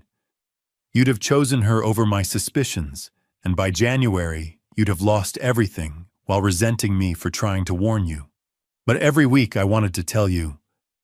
I continued. Week 3, when I confirmed Percy was her ex-husband. Week 5, when I found the LLC. Week 7, when FBI confirmed the divorce filing. Every week I picked up the phone and stopped because I was terrified you'd choose her over my evidence. My voice cracked. So I carried it alone. 8 weeks watching you trust the woman destroying you. 8 weeks of surveillance photos, notebook entries, sleepless nights wondering if I was doing the right thing. 8 weeks of choosing between saving you and losing you. I chose saving you. Even if it meant you'd hate me for it. I told my son I'd spent 8 weeks choosing between saving him and losing him, and watched him realize the weight I'd carried alone was heavier than the betrayal his wife had planned. You watched me for 8 weeks, Desmond said slowly. But you also carried it for 8 weeks alone. For 2 months you knew my wife was destroying me, and you couldn't say anything because saying it wrong would make it worse. His voice was quiet. That's not invasion. That's isolation. The recognition in his eyes shifted something between us. I spent 20 years resenting your profession, he continued. The surveillance, the suspicion, the way you looked at my friends like suspects. But those 8 weeks you used every bit of that training to protect me. You investigated my wife with the same precision you used on strangers. And you did it alone, because that was the only way to guarantee I'd believe you when you finally spoke. He wiped his eyes. You could have walked away. Instead, you spent 8 weeks watching my life unravel, gathering evidence I'd believe, building a case I couldn't deny. You sacrificed our relationship to save my future. That's what fathers do, right? The hard thing, even when it costs them everything. I couldn't speak. Just nodded. Can I see the notebook? He asked. I handed it over. He flipped through pages. August 15th, first observation, September surveillance confirmations, October LLC discovery, November FBI coordination. Then the final page, November 28th. He read it twice. You thought I'd choose her over you. You went into Thanksgiving dinner thinking you'd lose me. I wrote that entry at midnight before Thanksgiving, I said. FBI operation locked wire-fitted questions memorized, and I was terrified you'd hear the evidence and side with her, that I'd sacrifice the relationship and save nothing. I was prepared to lose you to protect you. Desmond closed the notebook carefully. This line, some protections require becoming the villain. You knew I might see you as the bad guy. The invasive father who destroyed my marriage instead of the investigator who saved my assets. And you did it anyway. He read my November 28th notebook entry. Some protections require becoming the villain, and understood I'd been willing to be hated to keep him whole, which is what love looks like when it wears surveillance equipment. You were willing to be my villain to keep from being my failure, he said. He set the notebook down, stood, walked to me. First embrace in 20 years, since he was a teenager, embarrassed by his father's profession. We stood there, my son crying not for his wife's betrayal, but for my 8 weeks of isolation. I'm sorry, he said, for 20 years of being ashamed, for making you feel like your work was something to hide. I was ashamed of your work my whole life. His voice muffled against my shoulder. The surveillance, the investigations, the way you saw through people. I thought it made you cold. Turns out it was the only thing that could save me. Your profession, the one I resented, was exactly what I needed. I'm sorry I made you do it alone. We pulled back. Son Aurelia still needs help, Desmond said. She cries every night. Asks why mommy can't come home if it's her fault. The legal part is over, but the healing part just started. I don't know how to help her. I met his eyes. We'll figure it out. Together this time. No more isolation, no more carrying it alone. We help her understand why her mother's gone, and how we keep going anyway. He nodded. Together. The reconciliation was complete, but the exit twist was the acknowledgement that Aurelia's healing would take years, not weeks. Justice had been delivered, assets saved, conspirators imprisoned, but a 10-year-old's questions about why Grandpa's love required Mommy's arrest couldn't be answered in a single conversation. Some victories require generations to fully win.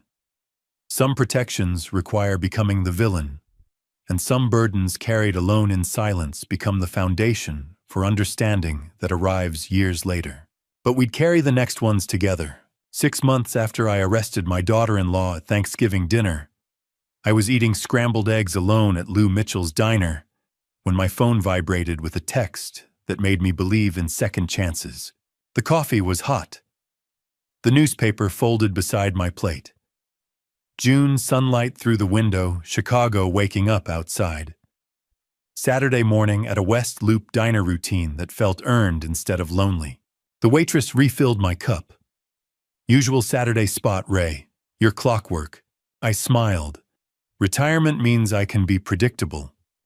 Thought you'd be bored by now. I looked out the window. Turns out peace is pretty good after you've earned it. 6 months since Thanksgiving. Tanya got 10 years, federal. Percy got 8. Assets recovered, custody secured, Desmond rebuilding as single father, and me eating eggs with no wire under my shirt, no surveillance planned, no secrets to carry. The investigation notebook sat on my shelf at home now next to Helen's photo. Closed case. Every Sunday, Desmond invited me to dinner. Every Sunday, I went. My phone buzzed. Text from Desmond, photo attached. Aurelia holding a piano recital certificate, gap-toothed smile, looking like her old self. 11 years old now, and surviving. The text read, "First recital since everything." She played Beethoven, cried after, but happy tears. Therapy's working. She asked if you're coming to Sunday dinner, said she wants to show you the trophy. 6 p.m. I stared at the photo. Therapy's working. 3 words meaning 6 months of weekly sessions, gentle explanations about why mommy made bad choices, age-appropriate conversations about fraud and consequences. Aurelia was processing it. Not over it wouldn't be for years, but processing. That's all healing ever is, managing pain slowly enough not to drown. And she wanted to show me the trophy. Not avoiding grandpa who arrested mommy. Wanting to share an achievement. That's what forgiveness looks like in an 11-year-old piano trophies offered without blame. The entry twist settled warm. My granddaughter had healed enough to want me present, showing resilience I'd hoped for, but couldn't guarantee. I thought about the notebook on my shelf. My 8-week investigation journal. Desmond had taken it from FBI evidence returns, had it professionally leather-bound, added a brass inscription plate. Dad's last notebook. Thank you for seeing what no one else could. Love, Desmond. He'd turned evidence into heirloom, transforming surveillance record into family testament, same notebook, different meaning, which is exactly what healing does to memory. Every page documented suspicion, observation, fear, isolation, now preserved as artifact of protection.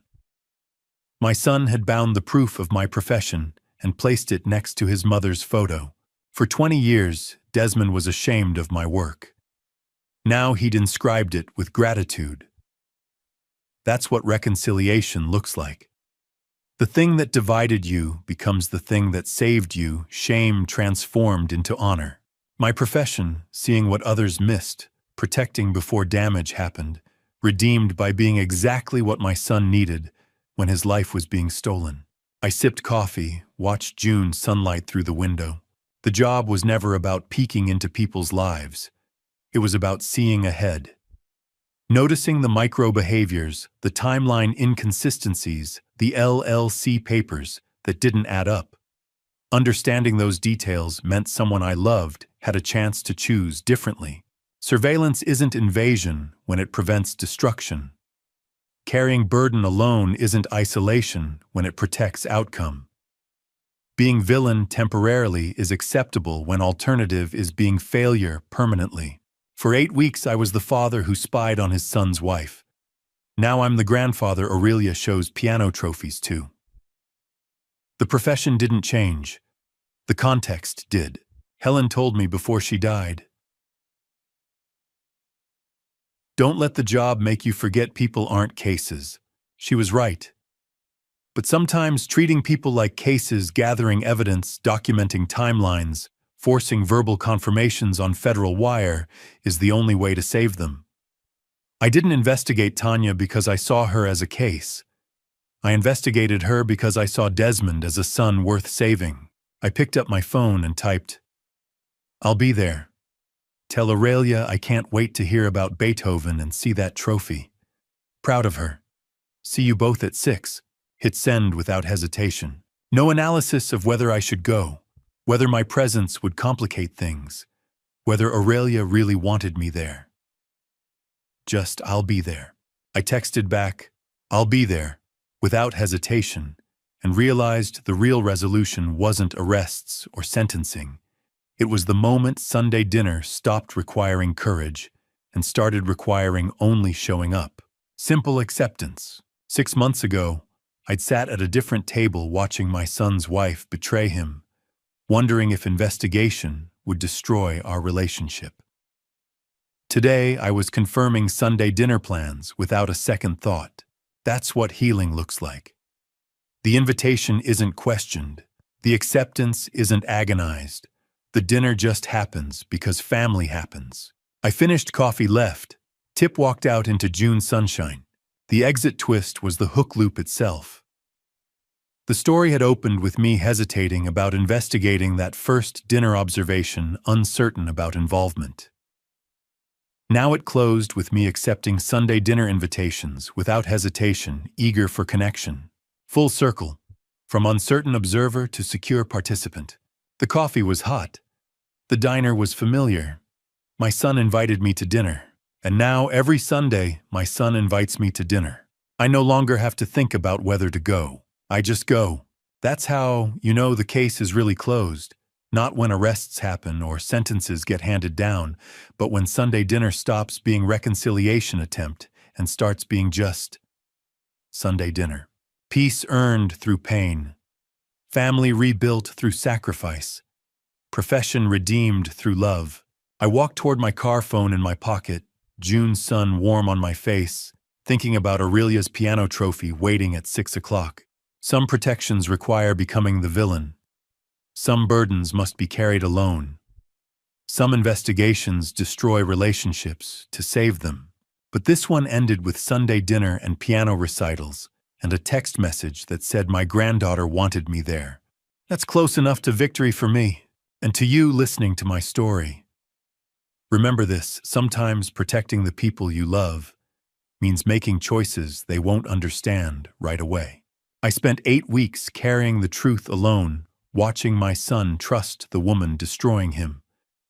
I questioned every decision. I wondered if surveillance was invasion or protection. I feared Desmond would hate me forever for wearing that FBI wire to Thanksgiving dinner. Looking back, I'd do it all again. But I'd also remember that saving someone sometimes means accepting they'll resent how you saved them. Here's what I learned from family revenge stories like mine. Trust your instincts, even when everyone else tells you you're paranoid. Professional expertise doesn't disappear just because it's your family. The signs of betrayal are the same whether you're investigating a stranger or your daughter-in-law. And sometimes the hardest protection is the kind nobody thanks you for until years later. I believe God put me through those 8 weeks of isolation for a reason to teach me that love isn't always comfortable, and being a father means carrying burdens your children never see. If this story resonated with you, please leave a comment below. Have you ever had to protect someone who didn't want your help? What would you have done in my situation? Share this with someone who needs to hear it. And if you want more family revenge stories about protecting the people you love, subscribe to Dad's Revenge Stories. Your support means everything. Thank you for staying until the very end. This story contains fictionalized elements for storytelling purposes, but the lessons about family protection and sacrifice are real. Remember, sometimes being the villain temporarily is the only way to be the hero permanently.